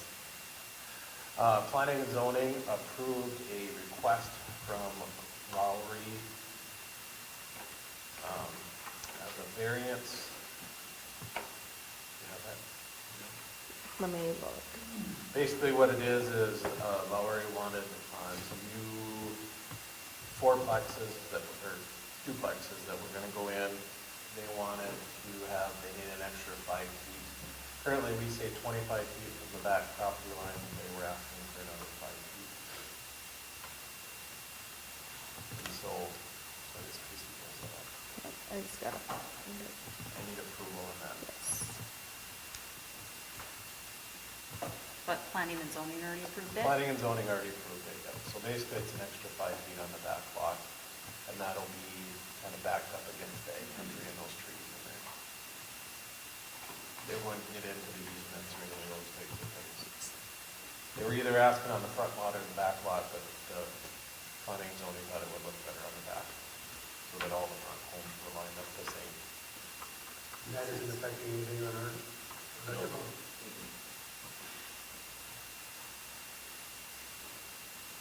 Because it's 25 feet from property line, so then the easement goes right back. That's, Need a motion to approve it? that's the easement. Yeah, that's the road, it goes, Dayton Road is right there. They're going south. Yeah. Yep. They do need a motion. They want to move, they want to build an extra 5 feet into the south. So instead of, it's supposed to have 25 feet from the edge of the house to the property line, they're gonna have it at 20 feet from the edge of the house to the property line. So you're still gonna have plenty of room. We're gonna have to have 10 feet for the easement, right, on each side of the property line, We should, after, just to make sure that, we maybe should do that. Just to make sure everything's where it's supposed to be, so we're not getting too close to the underground. That's on that drawing, right? No, that's 25. Yeah, that, I should say, that is the 20 what it is, or what they're asking.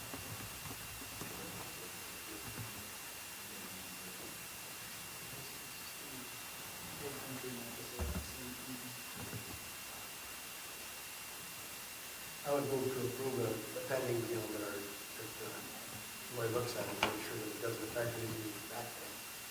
As long as he gives the okay, I don't have a problem with there it is. Because yours would be right here, this is our easement right here. That's true. There's an easement on the big country side. Property line.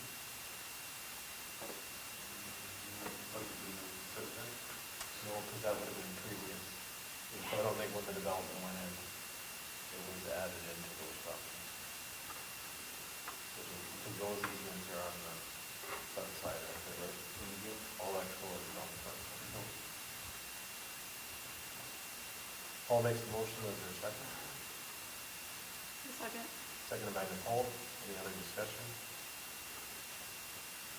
John? yes, Jason? Yep. Paul? Yes. Nicole? Yes. Any answer? That is it. How are we doing on this condemnation? Yeah. Letters have been sent out, the time period starts, I'll update you if we hear anything back from them. We have a couple more that are added on, I can get sent over, so.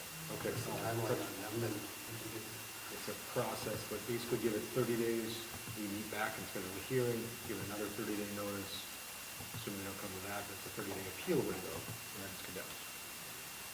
You got all that? what you're saying is it's not gonna be tomorrow? Correct. No, if we're in the first 30 days. Yes, correct. What you're saying is if we got something in the future, we can get it on my way. Yeah. That is correct. They take time.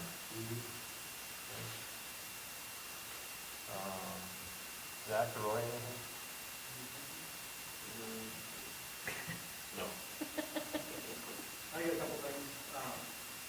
Ted is, we're back on doing Cameron and sewers. The believe there is no budget was $110,000. We approved another $30,000 for everything that we would do. And the guy was spreading there on the bigger lines, the lift stations. Just so you know, do the videos, we don't want to get that out by the way. Maybe we will do it later. It's not time including. So, as of Friday, with the heavy cleaning, we have 117,000. We go 140 or 11 for it. I don't have an exact number how much we have left.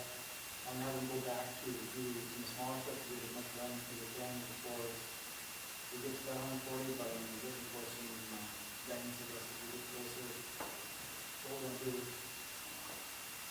how much more we want to do. When Zach asked me about it, I said we probably should keep doing it. We figured out the prairie dog fund to do this.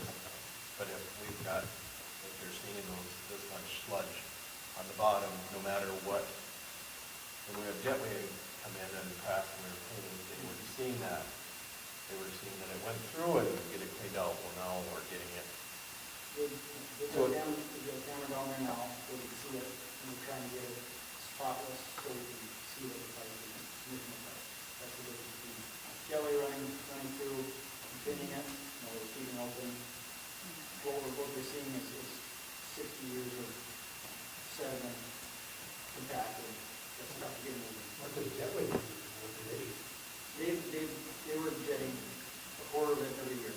So for the 4 years, they were getting cut. But never camera. But never cambered. They were running it through, bringing it back, usually to where the water was transferred. But now we have to go down and see what's still left after doing that. Your example down by yourself, the grocery store, they pulled that 9 times that day. And then asked me to come over there to see, to show what's still left after that 9 times, whether it was okay. The biggest thing is the, well, you said John from the high school, John to the corridor where we have the station, big 24-inch pipe, old big pipe, and that's, they spent a day on each block, and they still can't even get the tank to it. That's still not good. That's where all this extra everything is coming from. I guess I had a question, what they were even cleaning out? I'll go to the room and take a picture of it. No, but I mean, Jetway. jetway, the path. I would say keeping it open, I guess, what's on top of this compacted mass. I know that when they started doing it, they didn't always do a quarterly cleaning routine. When they did start doing that, it relieved a lot of issues that they were having. But obviously, it wasn't getting things flawless. And what they weren't doing and what these guys had to start doing is basically step cleaning, where they start on the bottom and go in 20 feet, pull that till that's clean. So you have somewhere for that stuff to go. If there's stuff in front of it, you can't get it moving. You've got to get it down clean to get that stuff. Without a camera, you don't really know that. Are some of these areas in where there was some issues with drainage on our stormwater? That's a big issue with our field. There's a lot of areas where it's getting big, but still not good. Because all that water that sits down here is going to those pipes, or these, What sits down on the right to the south of the grocery store. it's more, Into the west more, isn't that kind of where a lot of water sits? yes, it's a lot of, so back originally, the storm sewer and the sanitary sewer were combined in one system. And then we moved to it. And the state stepped in and said, no more of that. They capped off the storm sewer to continue on using the sanitary. Well, what they capped off, whether they cemented or what, those areas still have water in them. And not ideal in storm, kind of storm to the overall station. So as we start repairing our soil sanitary sewer, we realize that. But I shouldn't do pictures, but some cracks, chunks of clay tile that have fallen off from those big roads under the streets. commission should have access to all of it under the shared file. We did put And the, what we did last fall. We all got, of what's on last fall. we got, everything we have done, we got access to that. 890-page document, just what they did last year. So. But it's, We'll be drinking and watch. I talked to them today, and they're gonna finish up their them today, they're gonna jump back on some small stuff. That is easy to clean when you can get more done for what money we have left. But as we go through that, so, we need to make a decision on what we're gonna do. So we have left in the pretty done, 400.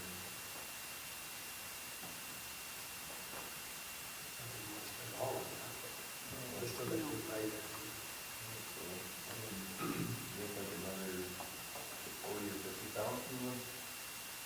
I would sure hope so. I can, going forward, I can see how much they actually have left. And we should be able to get some of those. Well, and the other thing is, if we get it cleaned out, and so we decide on this project as we move forward, it's cleaned out, we now know that maybe we want to just do the liner instead of do a full depth repair. Well, if it's clean, we can go in with the liner, we're not spending money on that again.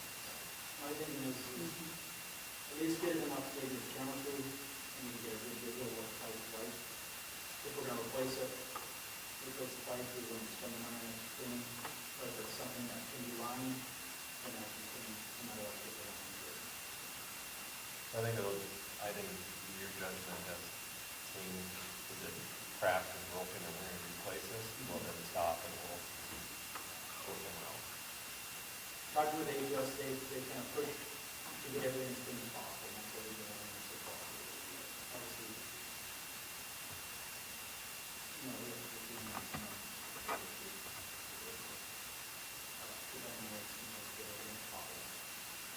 You want to take my water bill away? I'll keep my water on standard. I wish you had help. I'll add an extra hope. It's just offering. Trying to help. Wow. I don't know that that's going to fix the problem. This is 60 plus years of stuff. Out of sediment. It's a big, when you get a big chunk of the plate pipe that broke off, and then everything collects on that, and creates a mass, and it's hard to move that thing. Or you get somebody in and send them down in here. They did that back in the 1800s. Well, I think they should be done, I think they're hoping to be done with it by the end of the month, aren't they? Yeah, we're hoping, depending on if they're going to be using this module for that. We're trying to, together, find a more effective way to get these big folks coming in. We're not, it's not like we're the only ones that can do this. Another town, it's much worse. Lisbon, that's what it was, yeah. This is when they did this. If I see them, I'll ask them, when did they do this? The Lisbon one that just did all, If Lisbon started street project this year. That's why I'm curious how many years ago they did it. Before they, some of them, if they did it last year. when they moved quick. I can't imagine they did a sewer project, unless they didn't do anything. I think they did something. Yeah, well, more we didn't struggle with it and stuff like that. I was just kind of curious from it because that gives us an idea, okay, if they cambered it 3 years ago and now they just get going on the project, they did it last year, it's like, okay, well, we got to find out how they're doing that so fast. They don't have a number of, we should do this much more. We can always come back and, I mean, if you want to start with 20 or 30 or whatever, we can always come back and let you know that this is where we're at with all special. Yeah. We'll probably work closely with them going forward. And we do this, one update. A motion to, Did you wait to get a number or do you want some now? Some now, I guess, until That was Friday, they just, had two trucks running all day today. We're at 117. Not gonna get us to that 140 today, but I'd say something that would be, yeah, 40. 30, you want to do 30, whatever you feel comfortable with. I'll move that we take 30 and add to it as needed of the utility. Is there a second? Second. Second by Nicole, moved by Paul. Discussion. Nicole? Yes. John? Yes. Paul? Yes. Jason? Yes. And yes, for me. Motion carries. Anything else, Zach? No, I got one more thing, I tried to see it yesterday. Last summer, I kind of probably this summer, they had issues with their bulk shed there. And we're interested in replacing equipment. They're not planning on opening it back up this year. It's bidding over this, they might be open to some sort of agreement where we kind of take over responsibility and be able to sell bulk water out of that shed. Because right now, we got a ability at the shop. It's congested, small around. This is the ideal. I'm thinking of Gowan planning to take a bunch of water to the cemetery project. I think that would be a great place to do that. We're pursuing that. We can talk about it. How about the new building, what size line is there? The new electric building? Yeah. No, I'm figuring it out. We'd have to go on. This has a shed of a 3-inch. Okay. Well, I wasn't sure because there was a water map, so. Or water. That's where the water, the bottling water plant was. Sure. Yeah, they gotta get everything. I get you in that. I wasn't sure what Right, size. that's part of that, yeah. I believe it. Get in, one meter, get in one. The shop, we haven't been out. It's slower, and we have the traffic in that, so that's it. And then we have a really high end meter, but we can place it on. It's 2 minutes to get that.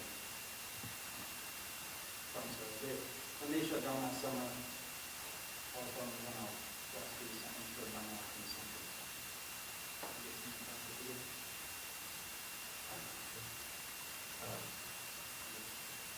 You okay with them? See it for detail? You know, that thing you're running up there, is that an annual bill for Cintas? It's something that, yeah, It's 6 shirts from Carhartt, $1,200, $57. What does that mean? well, I'll talk about it in my report. Yeah. I was refreshing my memory before my report. JR? Nothing for me. I have a few things. I have shirts, yes. What Todd noticed me looking at, Cintas approached us to see if the city would be interested in their business. They gave a quote, for, they're a rental company. If you guys don't know what Cintas is, they provide uniforms for employees, whether it's city-based or private entity. They also do rugs, mops, what have you, janitorial. This is the cost that they quoted us. I wouldn't say there's a whole lot of favor from Public Works to do it. I haven't felt a strong push on it. I've heard some concerns. There's some pros, there's some cons, but the salesman gave me a friendly reminder today that he sent me this quote a couple weeks ago, so I thought I'd bring it in front of you guys. Total per year, so it'd be, let's go down here. Price per employee per week would be $18.95 at the numbers quoted. A weekly total would be $95 times 52, so that'd be kind of what your total is looking at. So, here. 95, 52. No. Yeah, no. I'm gonna say, how would I just make this quick? I'm not. Yeah, no, me neither. Okay, Public Works has already mentioned what they want for their own clothing, so. We have a washed and dried up shop and it's really bad. So Yep. just don't have to take it home. yep. Yeah, and that's not including the delivery total, so, okay. Thank you, I will let Matt know that. The other things that I have on our docket, lead and copper surveys are going pretty well. The guys have been doing overtime, and that's been great. And they've been doing it as needed or as there are extra jobs available. So yeah, they've been keeping busy. When we started this month, we had 314 unknowns in the city. As of the 14th, we're down to 203, so we've almost broke the 200 mark. AE2S will be in town for a little bit this week, and then they're done with the city until the beginning of June. We're gonna keep pushing to get these finished. Awesome, okay. Good. Yeah, we're gonna keep pushing to get them done. Reason being, it's gonna be less work on Public Works come July and August. We're gonna push to get them done by July. And if, I don't know, I think it might need to take a discussion for some, a discussion down the road to see how to handle the ones that aren't completing this. I know rural water, East Central Rural Water has a pretty hefty fine for those that don't complete this. So we'll discuss it more in the future if we see that the numbers are staying high, but we're pushing to get it done. Then the other thing, the drone is coming tomorrow to take pictures of the city. So we're going to be taking, what's the gentleman's name again, Roy? Shane, yes. Shane's going to come visit with me and Roy about 8 o'clock tomorrow morning. We're going to take his picture and a picture of the drone and get it out on Facebook just to let people know, hey, this is okay. This is why the drone is flying around town taking pictures.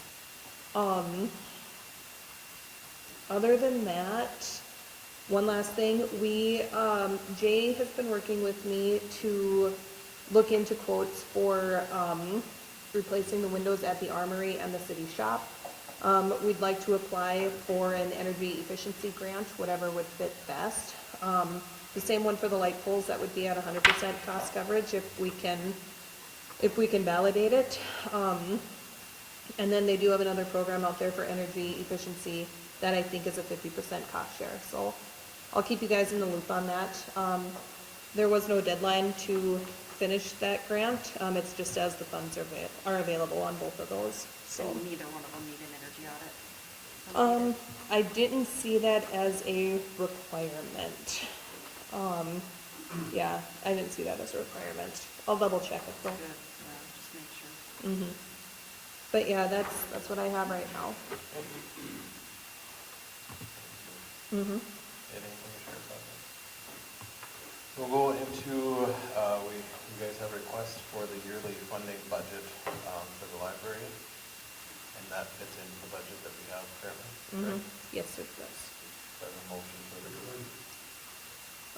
Let me, with everything we have now, correct? we budgeted 10 grand, because that's what they asked for last year. Well, last year was, they missed a couple of years. Yep.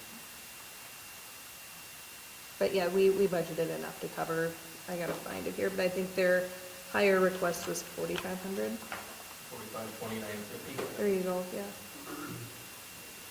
I have it open. Jason makes a motion, is there a second? Second. Second by Paul, any other discussion? John? Yes. Nicole? Yes. Jason? Yes. Paul? Yes. And yes for me, motion carries. Sign replacement after the accident. So, we, over by the historical building, we had, a sign and some rocks that were, speed limit sign that was damaged, that I was able to figure out who did it. He been cooperative, and said he's willing to pay for the city damages, so I had Jay, get me some costs. He's got the cost for the 25-mile-an-hour speed sign at $50.38. The 10-foot Bellstar pole at $54.40. 3-foot pole at $18.09. And then 1 hour of labor for 2 people. So I guess what I was looking for is to see what the city wanted to charge this guy to get taken care of, what the cost would be. So that we can get him, I got the information to Casey so she can reach out and let him know what the city overall cost for that was. What was it, well, I don't know who, as far as employees, did it. Let's do a quick math. That?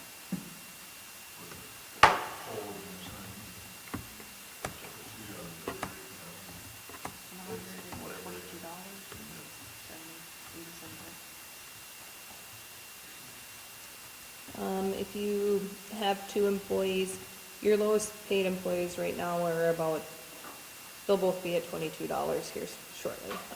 So $22 a piece with, retirement, Medicare, Social Security.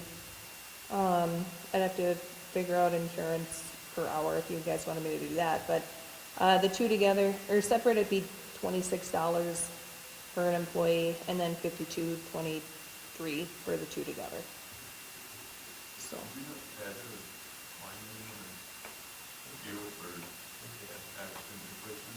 Mm-hmm.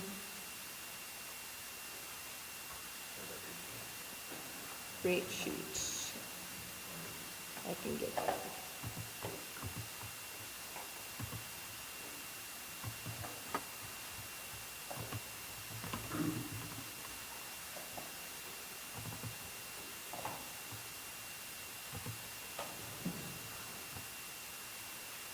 Electric, that's water, irrigation, sewer, garbage, landfill, miscellaneous.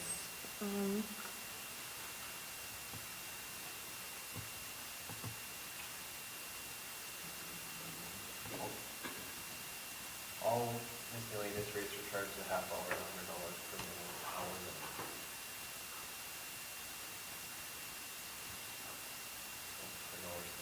Okay.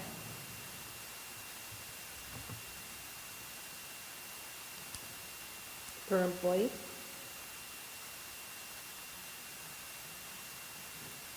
Or no?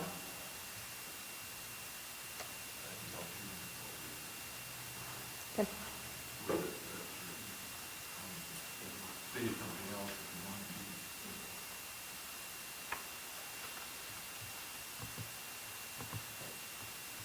That's all okay for everyone. So I'll leave it up to you guys since I was involved with the other side of it. What's in the policy, so much money?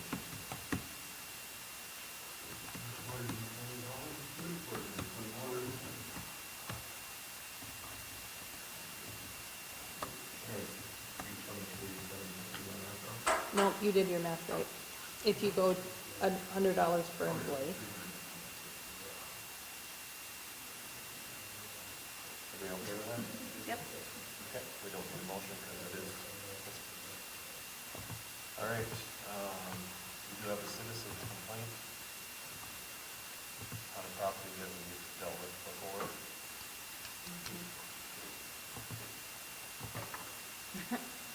Would you guys like to start the process again?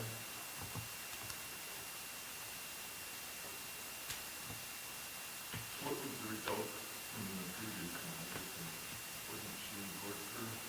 So those were, I was actually at that court, and what the state attorney did is he dismissed them without prejudice, which meant, and what he told her is if it did not get kept up, those could be opened and brought back forward as well in addition to any future. no, what did we do? I thought so too. Fines, I think, But I think she cleaned those up. But but there were some there were some. outstanding criminal or court ones. So we could ask Charlie to reopen it, plus file new proceeding if you so choose, because it is getting close to what it was that time.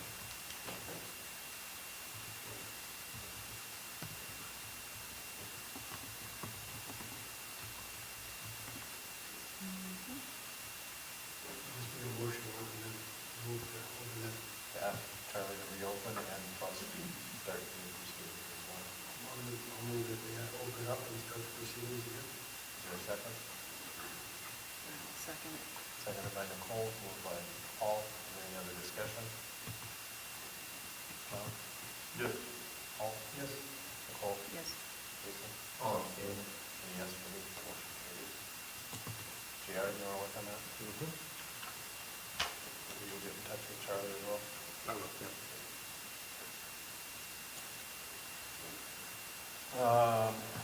Bid opening for building sale, I believe we have none. Correct. So we do need to do something.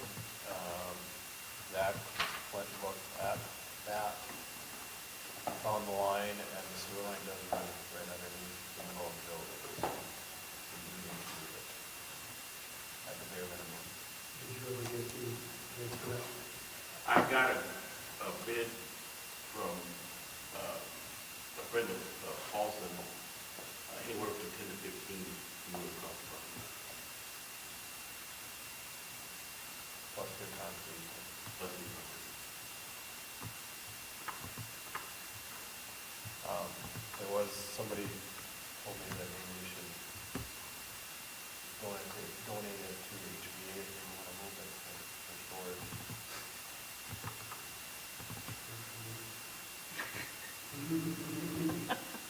JR, you would object. We'll budget it for the next 7 years maybe, and then, Well, you can still put it on the same property, but then you could use it as okay, storage. we don't have that kind of money. Then we go to HEB's. That's, they have more money. Did that bid get like put in the banner and like on Facebook and like everywhere? I had a few people ask me, like, what building for sale? I think there were some that were looking at it, but then what the issue is that in order to move it out of town, you have to lay it down on its side, and then that can create some issues. So if we're moving it across the road, or just across the parking lot, it's a lot of work to intertie it. Is that correct, Jeff, when you remove the building outside?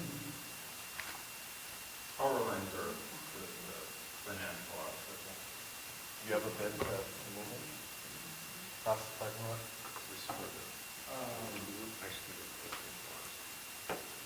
We have discussed the number, but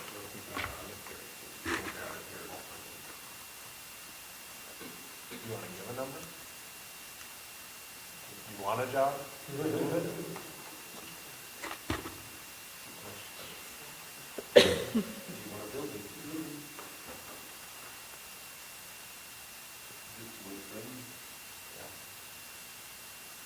I'd either ask Rustin tomorrow or if it's We can bring it up next week. If you want to give us a bid, we can entertain that. And say, well, if it's gonna cost us that much, what if if somebody's willing to come and move it and have it, we just let them have it? And save the cost to move it.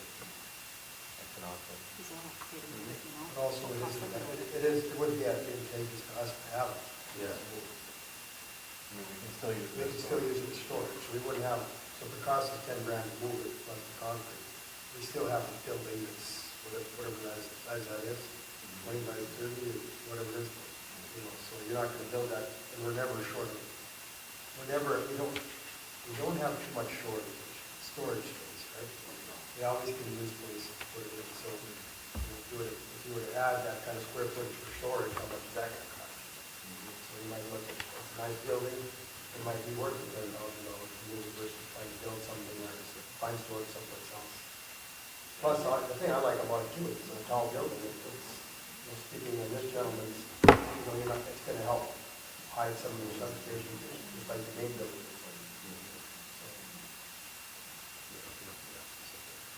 So, we'll see if we can get some more quotes to move, and what's gonna cost to move and put it in. Maybe a couple. Otherwise,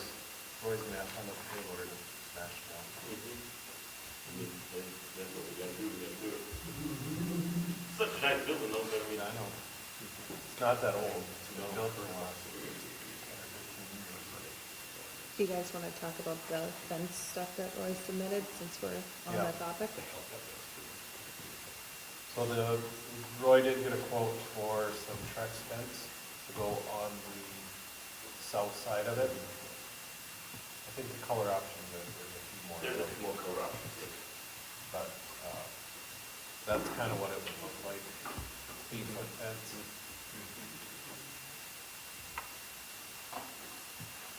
Sure.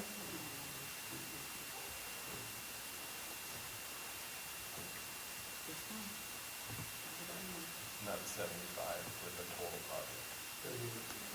Or 79. Or before it was 30. 39, I believe. 30, yeah, something like that.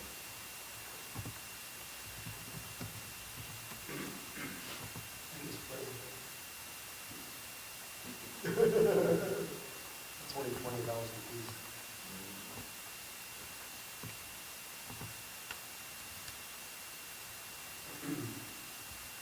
Thoughts on this style of fence? It's better than fine. But if you were to pursue it, you'd be okay with it? Or not? What are you asking? If you'd be okay with that style of fence? Are you asking if I would sign off on that, or are you, Well, just if I prefer that fence over to you, the answer to that is yes. so, try and be nice about this, but we're not come out as. We're asking and trying to work with you so that we can put on the line, so that it's covered. Otherwise, we wouldn't necessarily have to go this route. We couldn't put a chain link fence farther back on the property. How are you able to put that on the sewer main? We can put fence over, and it's always been an agreement with the city that if you're going to do that, we've said it with planning and zoning, but if you do that, then you know that at any point in time that you might get it tore up, and then if they have to do some issues with it. It's not deep enough because we're going, the pipe is 10 feet down and we're not gonna hit the line. It'd be no different than that you guys have trailers parked over top of it.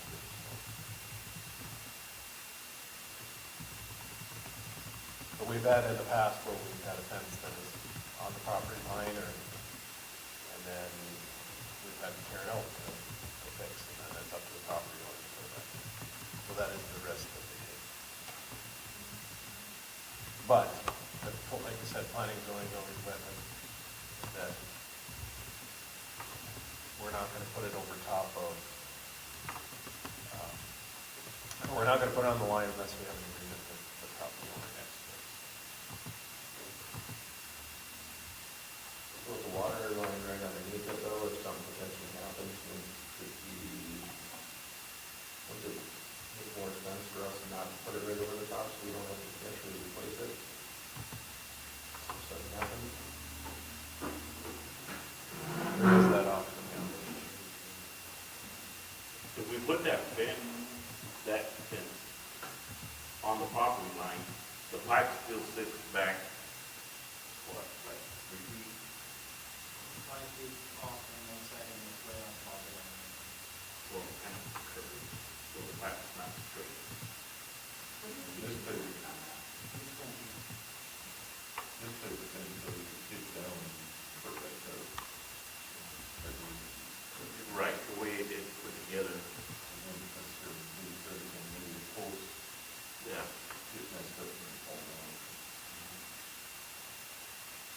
And they wouldn't, the way the quarter fence works, is they don't really concrete anything in, because they come back, if they frost pushes it up, they come back down, roof it, or whatever. So.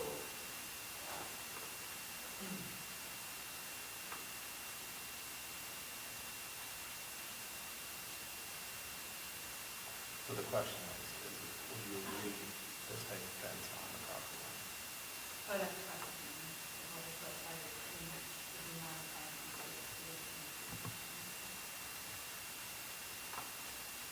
you want me to forward this to you? Do you want me to forward this over to you, the link for it?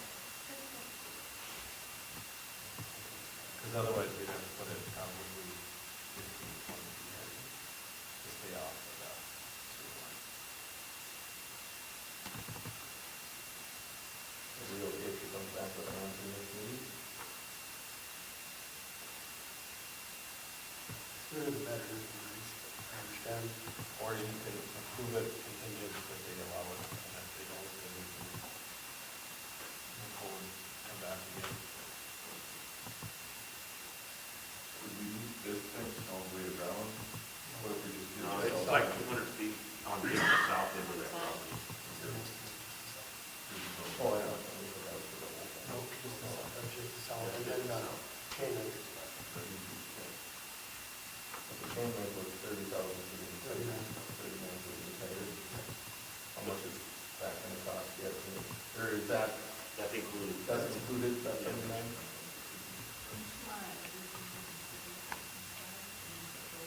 You said it's gonna be retractable gate, right? Right. So we can secure it. We talked about, Roy and I talked about the front up to the roof, but we never even farther than that.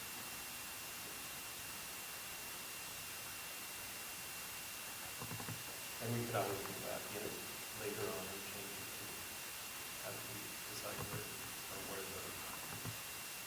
Until we find Substation exactly goes what the there. substation's gonna be, you know, we can revisit it. We want to be conscious of how it goes. So we're not gonna, nothing's off the table as far as I'm concerned, as far as ways to make it look nice down the road. So, right now, we'd like to get something going so that we can start putting, a fence isn't that big a deal, if you gotta move it, you gotta move it. But it'd be nice to get it going, so if he start moving things over there, he starts growing. What is the main reason for that fence? Security. What's the main reason for Security. Security. Safety. So, where you put the power in, like the one that's there now, you talking about, like the one that's there, that's got a fence on it, this is the whole time out there. Yeah. Well, That'll have a separate fence. correct. The subdivision. This is security for as we start bringing materials in, for that. If the substation goes there, that would have a separate fence around it. with the security. I'm just curious, because $80,000 is a lot of money, but, so the stuff you bring over there, you wouldn't just put it inside the building for security? You wouldn't have room. We wouldn't have room for Oh, everything. okay. And poles and some of those things wouldn't fit in there. Right. A lot of that stuff can be stored outside, but we still have to have security, fence around it, so, you know, But I mean, again, I'm not being smart, but are people still on electric poles these days? copper. Copper. Like, I used to drive the Grand, well, I drive the Grand Forks a lot, but they used to have windmills on the side of the road, and they just lay in there. You think they gotta be expensive, they're just laying on the side of the highway for years, many of them. Those are a little bit harder. Yes, I think they're hard to Yeah, move. and it's primarily the blade, not the color box.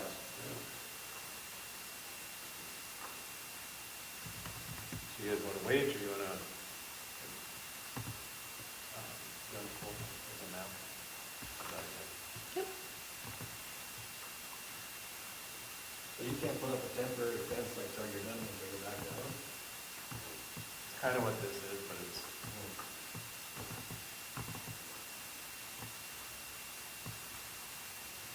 so the fence to the north is the one you're going to go to the front of the building, correct? Or is it go all the way forward and then we come back and then? Is it, It's gonna go west of the back of the building. No, Oh, the little building? On the front on this side, did they go to here, did they go up, over, and then back? Yeah, it goes further, yeah, it goes further back, like, let me show you. So the way that they're putting up the fence is that they're gonna start here, come back here, like this, like this, like this, and then they're gonna have a driveway here, and then the fence is gonna stop right here, or right here where we want. I think we decided that we're gonna use open, so this is the open. And then it'll come out, right here is gonna be the gate, right here, it'll come out, like this. So this is what is gonna be the tracks.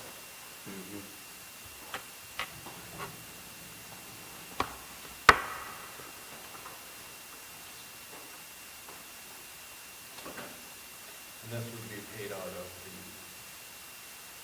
Loan. the loan.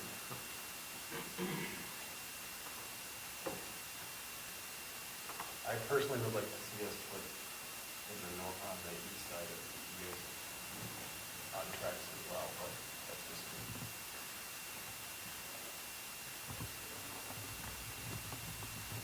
That's probably another 50 feet. Give or take. That might cost us another 10. Maybe, yeah.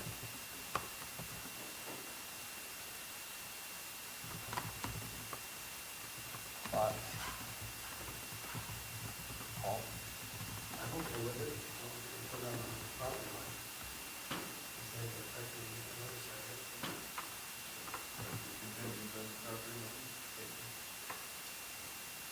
I think personally, I'd like to give them the opportunity to discuss it and come back and let us know it, so that I don't feel like I'm pressuring them. Nicole, I'll agree with Jason on that. well, then can you give us an answer by May 4th? Okay. Yep, that'd be the next one. All right. The last item that we have is the lead and copper replacement. I'll kind of put that together. This is just a working document. You guys can feel free to throw things out, add in. We are may need to add or change things with it. But that's kind of what we said was 80% of the actual value minus any grants or exemptions that we would give or that might be out there, or not to exceed 80% of the full value. The assessed amount will be repaid to the city over a period not to exceed 7 years, and then an annual interest rate of 2%. And the assessment will include principal and interest collected to the property owners and on property taxes. We cannot use the prairie dog money for it. It has to be given out, not a loan, so we could take it out of our sales tax to cover that. The other thing I want to throw to you is, would we entertain maybe matching the down payment out of the prairie dog funds, and we set aside, say, we're gonna set aside 40,000 this year, 30,000 or whatever, this is what it is. We'll match up to the down payment for the 20%.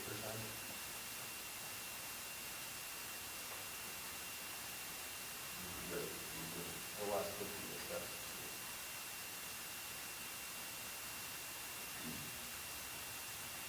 To help them get this completed. We're at 60 right now, correct? 30, sorry, I was on there. 30. Yes. 30, but we still have 200 and some homes. Just under 200, yeah. And that's mostly in this, in the older part of town that we have homes left, or, you know? It's Brad. I think it is too. I can give you guys the spreadsheet that was sent to us. The stubbornness of the quality of it's all across. You got one more? No, he's done.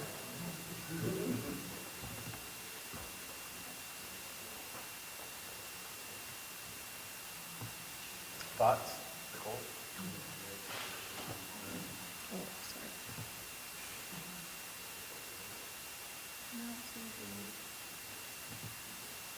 You want, should we do the help them buy down out of the prairie dog fund? We can help them with the buy down, we just can't loan from We the. can't loan from the prairie dog fund. When it's gonna be coming out of the prairie dog, well, it's already down to 400. I believe we're at one. Do you know, That's is all right. there a, like, approximate, like, kind of an estimate of how many homes have been slotted for replacement? There's 30 homes in there. 30 homes, okay, that's what the 30 was, okay. Yep. Okay, And if you're guesstimating between 10 and 15 grand a house, right. I mean, Grand Forks was basing their contractors off of about 10. So we'd have to get some contractors, just get actual numbers for here, but that's, Like if we did like average. yeah. Average of, let's say 15,000, almost 30. And then, I think Grand Forks 10,000, up to 1,500 for the residents, and then, if you own the property. They have Levi, a, are you thinking even 1,000 to percentage 1,500. for down payment, the 20%? 20% As the help? down. Okay, so Unless that they would came be- with a hardship, then they need to come to commission fee. Okay.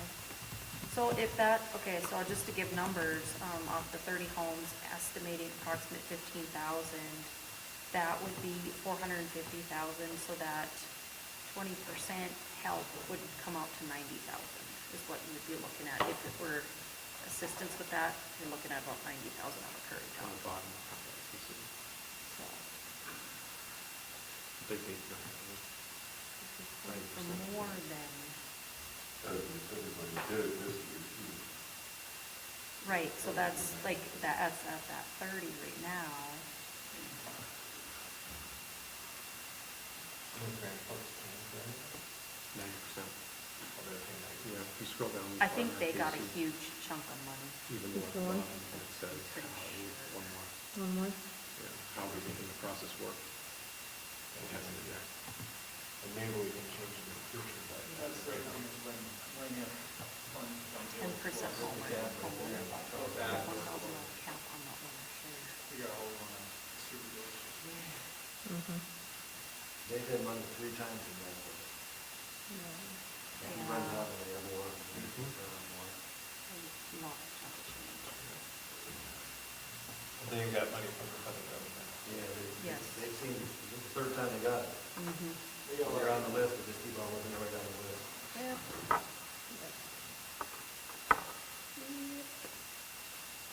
And we could say that we're gonna start with 10,000. I don't, it doesn't matter.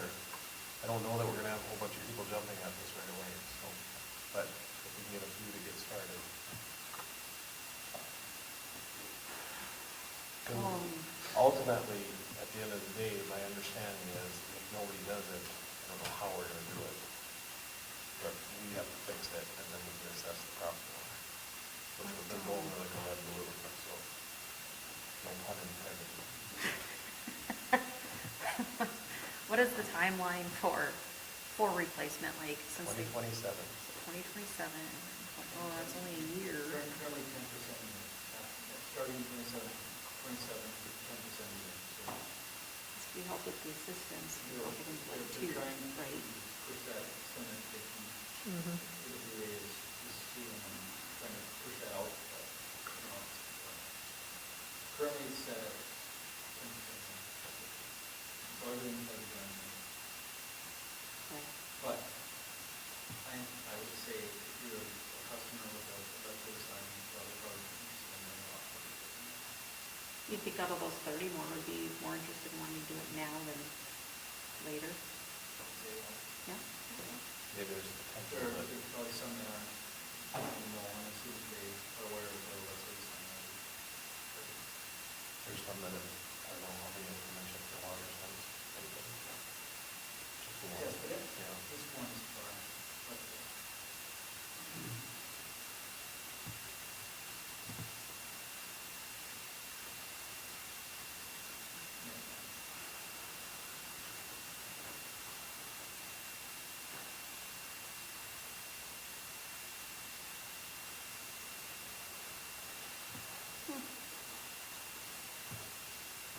You can even say, grant match up to 2,000, that's whatever you guys want to do. I'm just trying to figure out, I didn't want to say this is what we're doing and then you guys.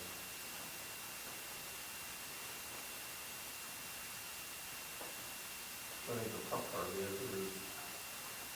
trying to figure it out now, and then at some point we do get money, then trying to keep it fair for everybody. I don't know, that's up in the air too. And as We could have nothing too. Right, as a city, did the Grand Forks have to, like, write any grant or anything for these funds? And we missed that, We missed it. right? That's what, okay, I remember now. And we probably didn't, there was more need than there was asked. There was more asked and need than there was funding, so. Yeah, I remember. And they're going to send the money to the communities that are most lucky. Other towns are trying to. Sitting here wondering the same thing we're doing. Discussing. We're all like, oh. Or saying, East Central, do you want to buy a water line? Hillsboro did that, so we don't have to worry about it. Zach's closing his eyes, he's like, please don't.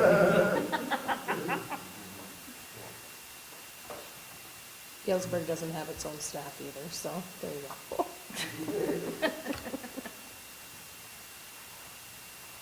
I can't, I mean, if you guys set this right now, I can't foresee that it's gonna go over, that we'll have, if you said $2,000, I don't think we'll have more than 5 people apply this year.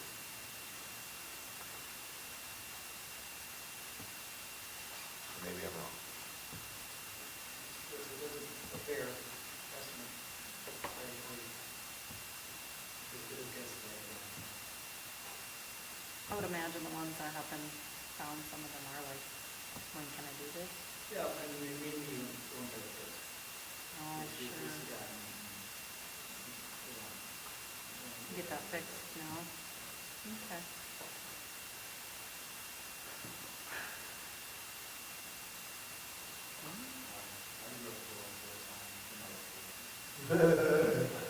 I mean, that's still to be determined, Zach. Dad might think otherwise. Yeah. Nah, you're. Most of them, that was rubbing the water hose. And some homes that may be fine, and some homes that.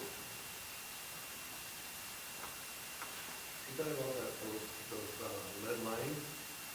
Like when they did Grand Forks, property in Grand Forks, they send out a map, color coded it, and it'll tell you what kind of line you had, and it went through the numbers like that. But they, like I said, you signed up for it, and they ran out of money 3 times they've done it. But I also know some other stocking, and they call it a Dutch auction. Like you send out to everyone and say, you can tell us how much you're willing to pay, and it's cost $10,000 to get it. They can say, well, I pay 30%, and some guys will say, I'll pay 20. Well, we're gonna do the 30% ones first, and they run out of money the rest, so that entices people to pay more, so they get a little farther up the line. And then you didn't tell them what to do, they said what they're willing to do, right? They do that in stock when they're gonna buy out a stock and say, who wants to sell? Just take what they want, but they're gonna take the guys and give them the most. And then you're not responsible, if you didn't tell them, they should have used it. Most of the project, we got a good people, they want things that the rest and you got price which is done or not. How big we're gonna go with it right now? We're just kind of I think this is the easy approach to start with. How we get. This is started, and if you get 15, 20 people, yeah. Because we may get money and then we can do more of that, but then we might have something that says, well, I had to do this on my own. That's what I was getting at, maybe not directly that, but let's say right now we're plowing so much because we don't have money, but then you get the money and all of a sudden we say, well, actually now we can do all but 2,000 or something, and then Bob comes down the road and says, well, it's costing me 10,000 on a project, or, whatever the dollar amount is. It's kind of like buying a new car when it first comes out. It costs you a lot more than if you wait till the end of the year. So. And the next model comes out, so. Or we both at the same time. Mm-hmm. But it's also, and this is safety of kids and anybody else. So I do know there's one doing it right now, so that's. There's a start, it's something. Right.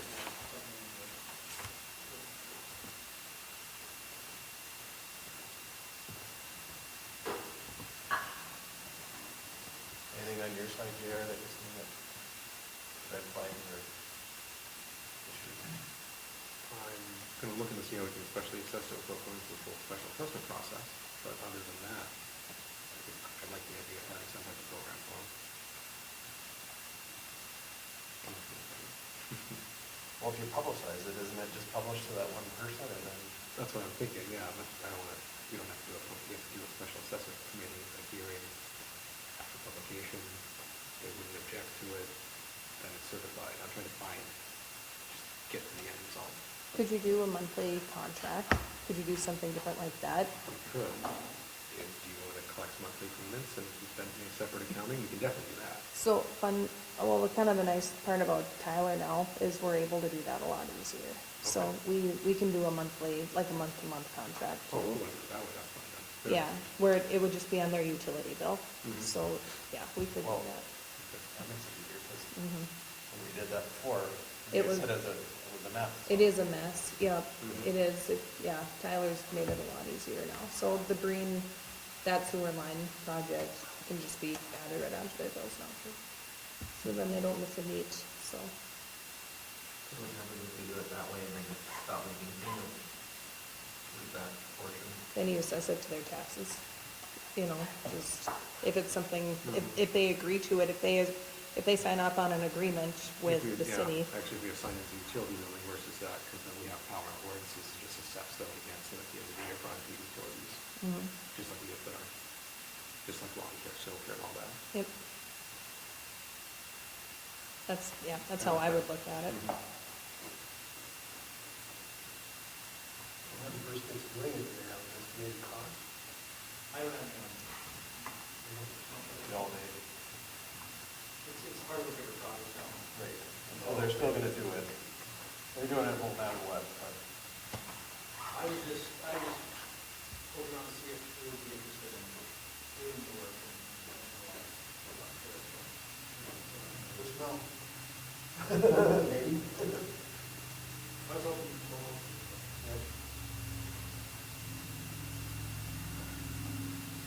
Just got to punch numbers thinking that it work. looking for next day.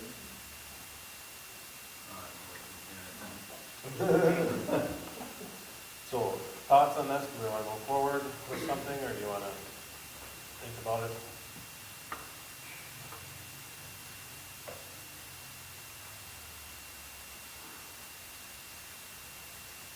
More finalized details, so then JR can draft the final of what we need to do.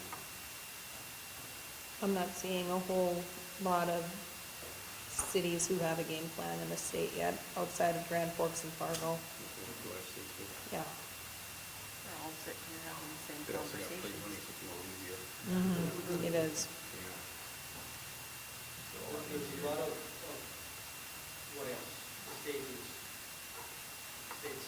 put this out here, but when you get all the questions, it's like, they're trying to figure things out. We're gonna make you do something, but how are you gonna do it? Well, we'll go over those Yeah. details later when we need to. What's that called, an unfunded mandate?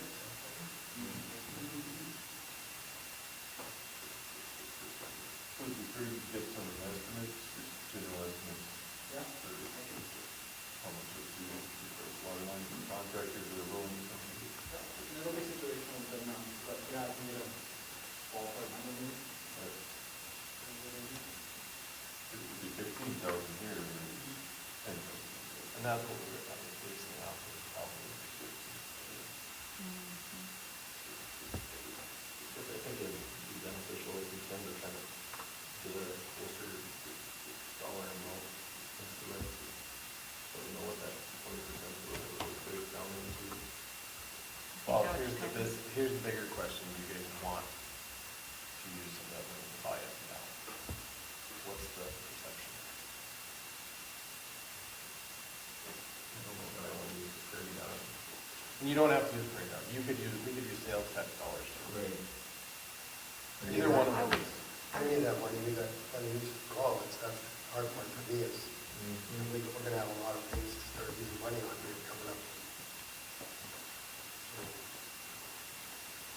Which is the money for this, money for this.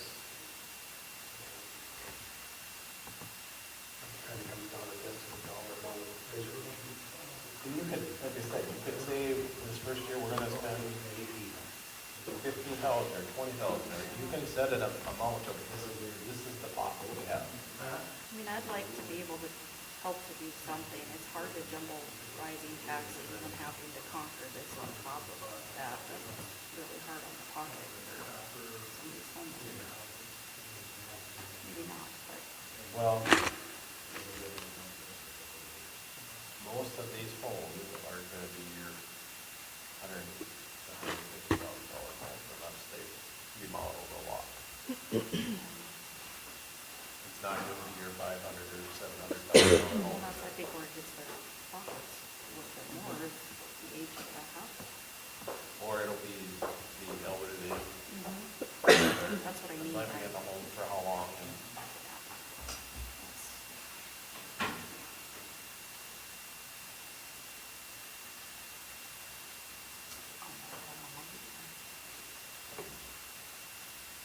so I just want to gauge the interest.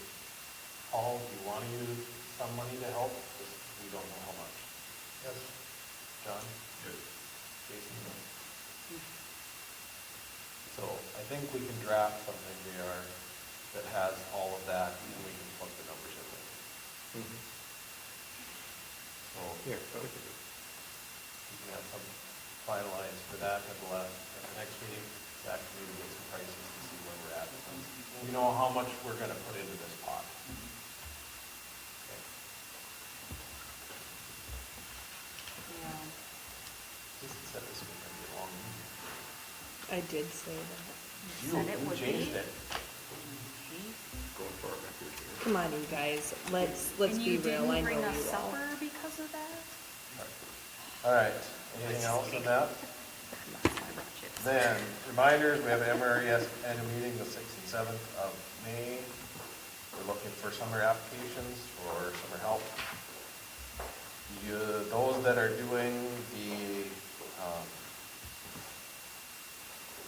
Average monthly payment or budget pay? budget pay, average monthly payment, they need to call the office before the end of May, right, Preferably. to get that set up. How about the ones that are current, we need them to call too. We just send out letters for the ones that are currently on it, which actually I have a question for you guys on that. In the past, we have typically kept budget pay, or now it's called AMP. You'll see it as AMP on your new bills. We've kept it for those who have electric heating. We were kind of wondering in the office, is there a purpose to keep it that way, or can we offer this to more residents?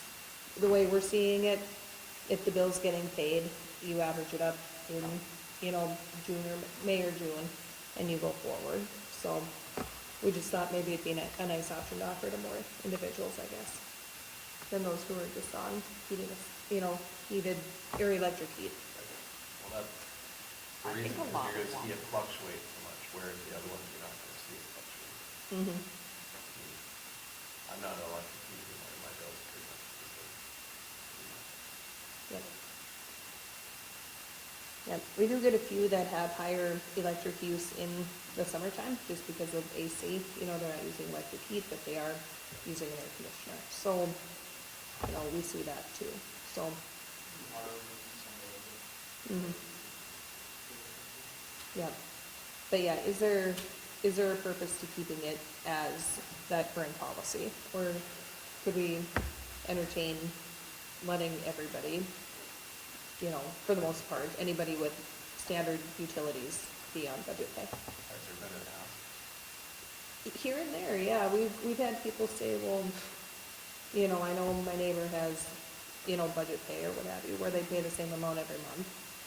So, It's pretty common, especially like people on propane, fuel oil. mhm. And on our end, for figuring it out, we use the entire bill. We don't just look at just the electric. It looks at the entire bill as a whole and averages it out for the year. Yep, so, And then at the end of the year, if it's higher, lower, It's their readjusted. adjustment came.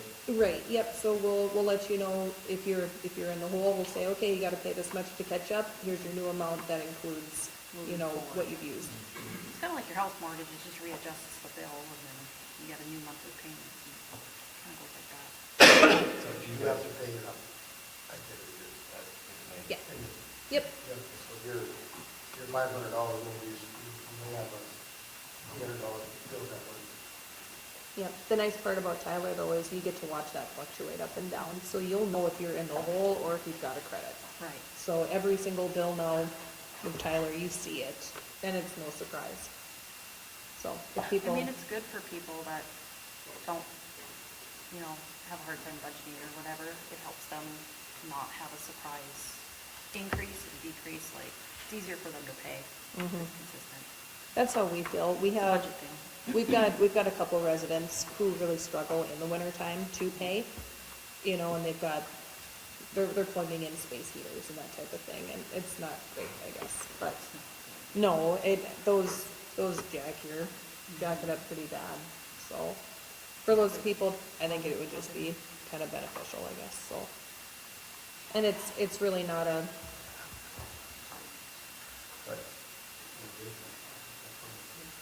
you're one of those people, you space heaters? That's a hard time. Yeah, we thought we'd ask the question because it's really not hard for us on our end to implement budget pay for people now. I mean, Tyler does most of the work for us. We double check it, make sure people are paid up, and it's no different. If you're late on your budget pay, you still get your power shut off. It is what it is. So I would say maybe if you guys were willing to allow everybody to utilize it, have it be everybody who has electric, you know, is only able to use that program. Just because we don't do water shut-offs, we can, but that's just not our protocol currently. We shut off electric, we don't shut off water. Yep. Absolutely, much easier. Yep, it is. What do you think about it?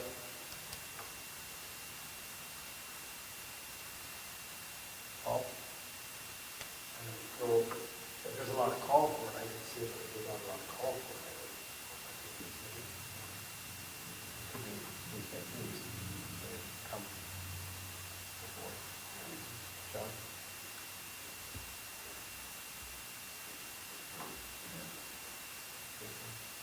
Yes, if there's people that want it and it would work for them, I would be okay with it.